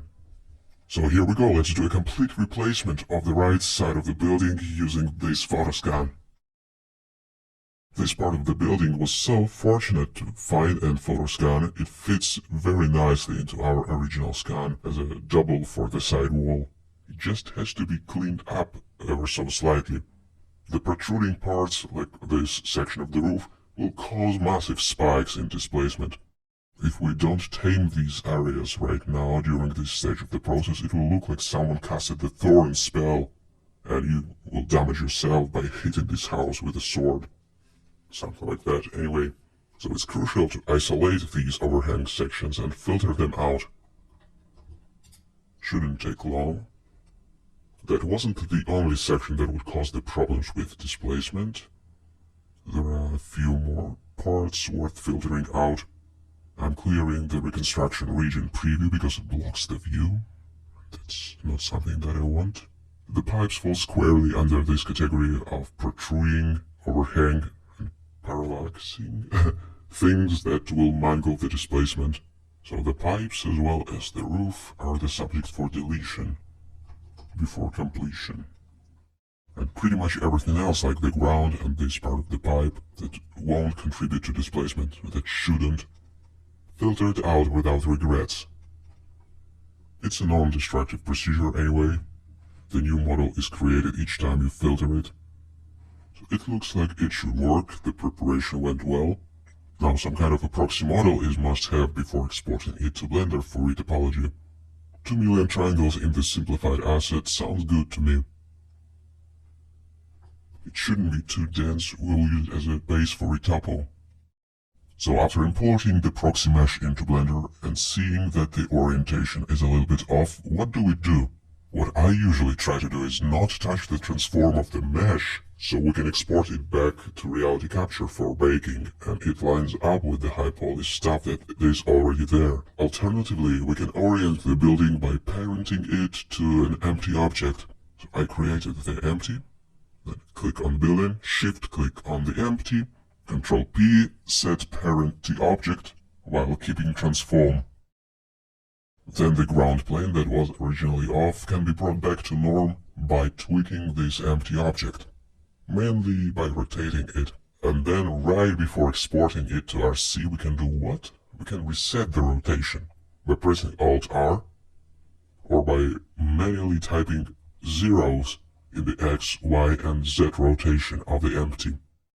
Well, I realize that this is not the most straightforward way of dealing with the orientation issue.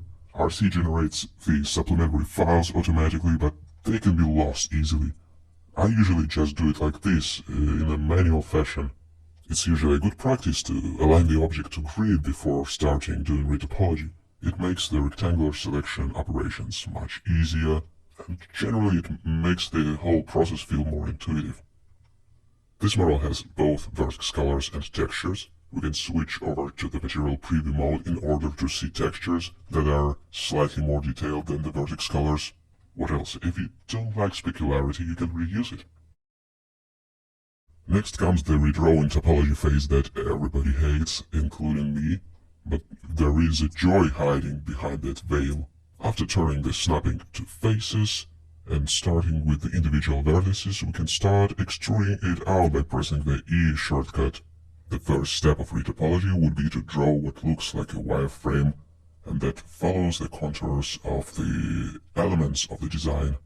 Like the doors, for example, we can think of the edges that we draw using extrusion as the brush strokes, and the goal would be to outline the objects carefully while using the minimal number of strokes. You see, that's the analytical component of this activity, which is slightly puzzling. You never know what is the minimal number of strokes in this particular context. I always figure it out while doing it, or rather while redoing it a few times.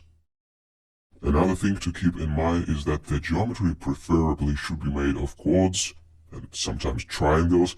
The end poles should be avoided at all costs. The poles, when coupled with subdivision, will cause tension in the mesh, and that in turn will cause the displacement to produce weird artifacts. So I'm trying to loosely keep the quad structure going. See, that's another thing that makes the seemingly easy process of retopology slightly tricky. It's not super easy to keep all these things in mind. Alright, so when the wireframe phase is done, we can start connecting the edges together to form vertices by hitting the F hotkey. Ctrl R to create the edge loops. We can select everything and press F, and that will fill in the faces. This one can be deleted, by the way. I don't like how the wall ends abruptly at the top. This section can be extended, I think. I'm selecting this bunch of edges, E for extrusion, something like that. There is a weird topology going on at the top of the window. It forms a tangent there. So I'm using the knife tool, which has the K shortcut, to quickly redraw the topology around that point. Even something like that would work. It's not ideal though. I know. Let's pretend that it would suffice. The facade has some depth to it, and we can reflect it in our retopology as well. Well, we can always rely on displacement for these type of matters, if we're gonna be using displacement, but it's slightly safer, and generally a good practice to follow the basic shape of the mesh at least, and the doorways definitely qualify for the basic shape properties, the medium frequency details at least. There's a nice slant there. I'm just going to select the edge loop by double-clicking on it, E for extrusion, and then individually snap the vertices into place by using the grab hotkey, G. Make sure that the snapping is still turned on. You can see the little magnet icon at the top of the UI. Then it should be wrapped around the corner using the same technique. The most time-consuming operation is aligning the vertices to the geometry, like this. But what can we do about it? There is not too many vertices on the bright side, and that's a decent reason to minimize the number of vertices artificially when they think about it too. Okay, I'm recreating this small corner as well, and extending it right to the edge of the building, where another type of corner comes into play. To make the asset slightly more versatile, I will wrap it around this corner as well. Tapping F here to quickly draw the faces from the edges. We're pretty much near the completion of this thing, just a few things left to do, namely extruding the door frames and window frames. And I think that's it, my friends. Personally, it took me around half an hour, maybe slightly more, to finish the retopo of this building. Anyway, using the same simplistic yet super effective retopology techniques, the other objects from the scene can be retopoed, like the doors, for example, and the windows for that matter. First drawing the outline, then connecting the edges to form faces, then increasing the resolution of the retopo mesh by slicing it up into quads, in order to capture the overall shape of the underlying object in a slightly more granular way. Then keep slicing it into a grid of the uniform quads preferably. That means that the displacement will have the better content to work with. The same workflow then applied to windows. And it looks good so far to me, but it only looks good. It almost certainly hides the horrific truth somewhere. Never trust the meshes. While having all objects selected, I will press Ctrl A and apply the scale to reduce the possibility of strange bugs. Then let's check the solid shading mode, and you see that? Do you see that? It took one click to reveal the hidden truth, that the mesh was flipped all the way. Another way to reveal the flipped geometry is the face orientation option within the viewport settings. The red means flipped, so we can select the problematic polygons in question, then Alt-N for the normals menu, then flip it. After this treatment, there are a few anomalies left here and there, and that usually signalizes that something is wrong with the mesh. Anyway, I'll flip this region, Inspect what is going on in this corner. A duplicate face, nothing too serious. It can be deleted. These two vertices connected by pressing F. The only thing left is to flip the polygons for the door. And after such treatment and inspection, it looks less suspicious. Maybe I will trust it enough to start the UV unwrapping process. Speaking about a quick UV unwrapping, let's select all the polygons, press U, and Smart UV project them. And while it is quite a usable map, it's worth spending a few minutes arranging the UV islands in a sane manner. It's a bit like assembling a puzzle where you have a few parts that need to be glued together in some way, or placed nearby in some way, and you try to guess the right order. A quick tip, you can select the UV islands by hovering over them with the mouse cursor and pressing L. So the building is done. It's time to unwrap the rest of the pieces. Fortunately, we can select multiple objects, like this, and unwrap them all at once. It may require a bit of packing or manually moving things around until they are in the right orientation, and then it's a matter of using the UV space in some optimal way, which is still readable. Okay, so here's what I've got in terms of the UV map. It's our ticket to the baking arena. In our experiments, we found out that for baking displacement, it's pretty much advised to smooth out the normals, so either right-click and select Shade Smooth, or head over to the Object Properties, Normals tab, enable Smooth Shading there, and adjust the threshold until the normals look averaged. In the viewport, that may look really weird and go against the best practices of modeling, but in the end, when the displacement is baked, this averaging of normals will help to reduce spiking and other artifacts associated with displacement map. Now remember that we had oriented the proxy mesh using the empty object to which we parented it. This one, I mean. Instead of rotating the mesh itself, we delegated all the transform operations to this little empty. The good thing is that the empty recorded everything. By hitting the N key, we can open the transform tab and see that all the moves were recorded indeed. What we have to do now to export our Ritopa in a correct way is to repeat the parenting scheme. So here's the empty that holds all the transformations. Let's turn on the visibility of the Ritopo mesh, select everything, then shift-click on the empty until it gets the bright orange tint, meaning that it became the active object. Right mouse button menu, parent the object. You can tell that the parenting operation went well by looking at the dotted relationship lines. And now, before we take this mesh out of Blender, we need to reset the orientation. The orientation of the empty object, which will guide the orientation of the retoppled mesh. Even though everything looks tilted now, that's the way it looked when it was imported to Blender in the first place. So now we can go to the Export tab, choose OBJ, set the export parameters according to the baking application. In this case, it will be XNormal. And after doing this, I'm going to repeatedly press Ctrl Z until everything looks correct again. So that's my carefully guarded secret of how to import and export stuff in and out of reality capture. It's a little bit strange to do it in this way, but at the same time it's fail-proof. If you do it like this, then the high poly model exported from reality capture will be lined up perfectly to the low poly coming from Blender. And indeed, by looking at the baking result, we can tell that everything worked perfectly. Previewed in Blender with the principled BSDF shader, it doesn't disappoint either. I love this moment when you get to see the final asset, pretty much. I usually do a quick test that involves the light source, because this way it's really easy to tell if the normal map works correctly, and if displacement works correctly, but we haven't enabled it just yet. That's the next test, actually. Adaptive subdivision set to on. The dicing scale much lower to increase the resolution of displacement, or rather of tessellation. And here's how it looks, with and without displacement.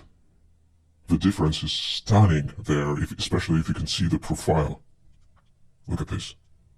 With displacement in place, it looks almost indistinguishable from the high-resolution mesh, and that is so insane. I can't believe it, no matter how many times I see it. That being said, even in Eevee, without any displacement, it holds up pretty neatly. Like, especially when you can't see the silhouette. So it's awesome. I think that it works in both Eevee and Cycles, and you can choose.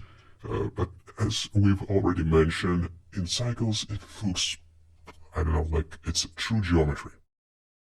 There are still some spikes caused by displacement though. We can use the method that we used in one of the previous videos to help reduce the spikes, and that is adjusting the UV islands. What else do we need to fix? Ah, yeah, right. We have extended this part of the mesh, but we haven't painted the texture. And before we dare extend the texture via painting, it needs to be deleted or delighted. Anyway, in Abyssal Delighter, I have painted the blue and yellow masks for lit and shaded areas and pressed this button that says Remove Cast Shadows. You can see the result on screen. Now, after removing the cast shadows from the diffuse texture and effectively turning it into albedo texture, we can start cloning the part of the color map, and all other maps for that matter. Every layer that is meant to be a subject of cloning shall be selected like this. And by the way, this is Affinity Photo. Then we can clone it away by using the Clone Stamp tool, Alt to sample a certain area, and then gradually start rebuilding it. Our interest is the areas that haven't been touched by texture. It should be relatively painless since we have generated the delete version of the diffuse texture without any ambient occlusion and other gradations caused by lighting. There could be some tricky areas to recreate that require a little bit more time to do properly, like the endings of the streams here. But nothing is impossible at the same time. That's the good news. So this is the texture that has been adjusted to accommodate the areas that didn't have texture previously. Now unleash the comparison. Look at this. I wonder if you agree, it looks like it was always like this. Awesome. Simply awesome. I'm super confident at this point that this will be a great replacement for the side of the wall that hasn't been captured properly in our original environment. God, that will be even better than that, I swear. Thank you for watching and for following along, and I will see you in the next video, which will be the conclusion of the third chapter of the course.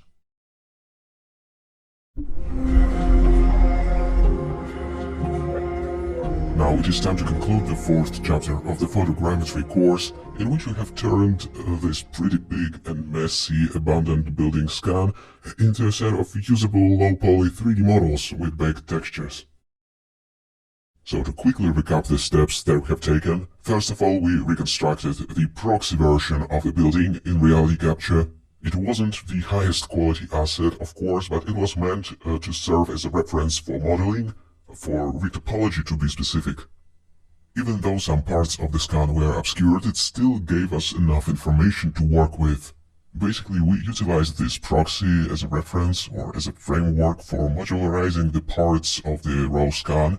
For example, we have remeshed this part of the wall, turning it into a solid object, then we projected all the details from the high-poly version of it, and then we proceed to gradually retopologizing the rest of the building.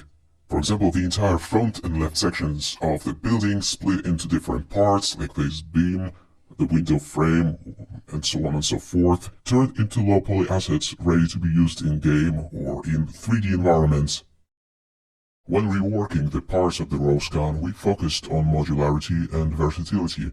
For example, after baking the wall texture, we in-painted the window so it can be moved around with the help of the Boolean modifier and separate a window frame object, which currently can be found in the window collection, alongside the window itself. It was important for us to motivate and boost the possible variation that can happen to this environment, once you start creating it in Blender. Following the same logic, we smuggled in the Photoscan door object, that is also a solid object that can be seen from all possible angles, and that is at the same time fairly well optimized and split into its own sub-objects. So it holds up even for close-ups, hopefully.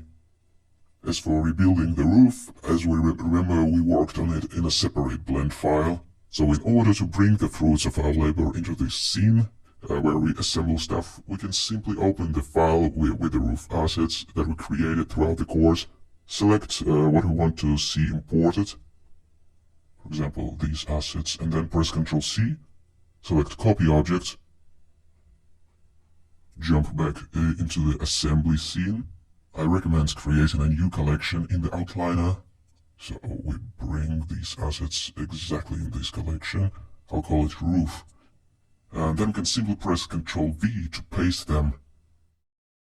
Chances are that the scale has been messed up, because we didn't provide any scale reference for scanning the roof, so it needs to be scaled manually. I won't go into the details of rebuilding the whole thing, but actually for reconstructing the roof, I created this plane and roughly aligned it to the shape of the proxy roof. It won't take long. And thanks to having the tileable texture available, we can simply cover this low poly geometry with tileable texture, and that serves as the base for the roof, and then we add the details on top. Here you can see the UV mapping process for this small section of the roof, and by adjusting the scale of the UV island, we can adjust the scale of the texture. I will show the end result in just a moment, but what I did next was grabbing the details of the roof that we extracted out of the raw photoscan and then snapping them to the 3D cursor position by pressing Shift S.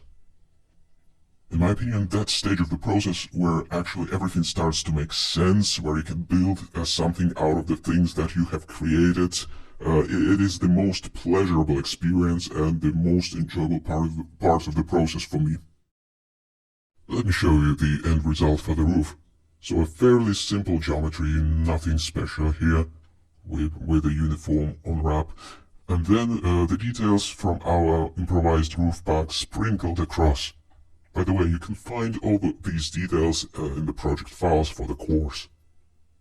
It's a lot of fun playing with this Lego kit of the roof assets, which can be assembled in any way you like. And by the way, look at this attic once more. It's ridiculously good, considering the quality of the scan. Next we extracted such important Lego pieces as the corner of the wall, to make sure we can transition to the right side, which by the way was completely missing in the original scan, so we had to improvise. And basically we scanned an entirely different building from that district. Thankfully it fit perfectly well. And practically that was it for the facade and the roof. A potential follow-up to extend this and turn into a fully-fledged 3D scene would be to import some other stuff into this scene. For example, let me show you a simple process of appending the stuff from other blend files. We simply go File, Append, navigate to the blend file we want to draw the objects from, and then open the Object tab within it. We can either detect the object in this panel or use the search bar. Let's say we want to grab this skull and append it. So this skull now is officially a part of our assembly blend file. And now, I don't know, we can probably place it on the top of our building like the Vikings placed the skulls of defeated dragons. They truly did. That's an alternative to copy-pasting across the blend files, in other words. Let me delete the folder with the skull for now. Alright, as a quick reminder, we have set up the displacement map for, I think, for the most of the assets. So if you don't see the adaptive subdivision in the modifiers, it is activated only in the cycles mode. So let me switch back to cycles for a moment. And the micropolygon displacement is available only in the experimental feature set. And now the adaptive subdivision checkbox should be visible in the modifiers. And if by any chance displacement isn't working after that, you can check the material displacement setting. It should say displacement only. Now the micropolygon displacement of cycles should absolutely show up. That being said, if you want to proceed with Eevee instead, it's totally fine. In our project files you can find two versions of this scene, of this demo of abandoned environment. One realized with Eevee and the other one with Cycles, and both look fine to me. I would go with Eevee if I wanted to simulate the process of creating game levels, let's say. At this point, the third section of the course has reached its conclusion, and I can't wait to see what you will create. Maybe you will utilize some of the assets from the Eastern European City Assets pack that is also included with the course, obviously. In my opinion, the easiest way to borrow the city trash from this scene would be to use the copy-paste functionality, but it's totally up to you. But it's really easy indeed, you just need to open two blend files and Ctrl-C, Ctrl-V across them, like this. And then Shift-S, selection to cursor. G to move, R and Z to rotate on the Z-axis. The bread and butter Blender navigation techniques, let's say. Then I would set up some light, because that's how environments come to life. The look and feel development is one of my favorite stages of the workflow.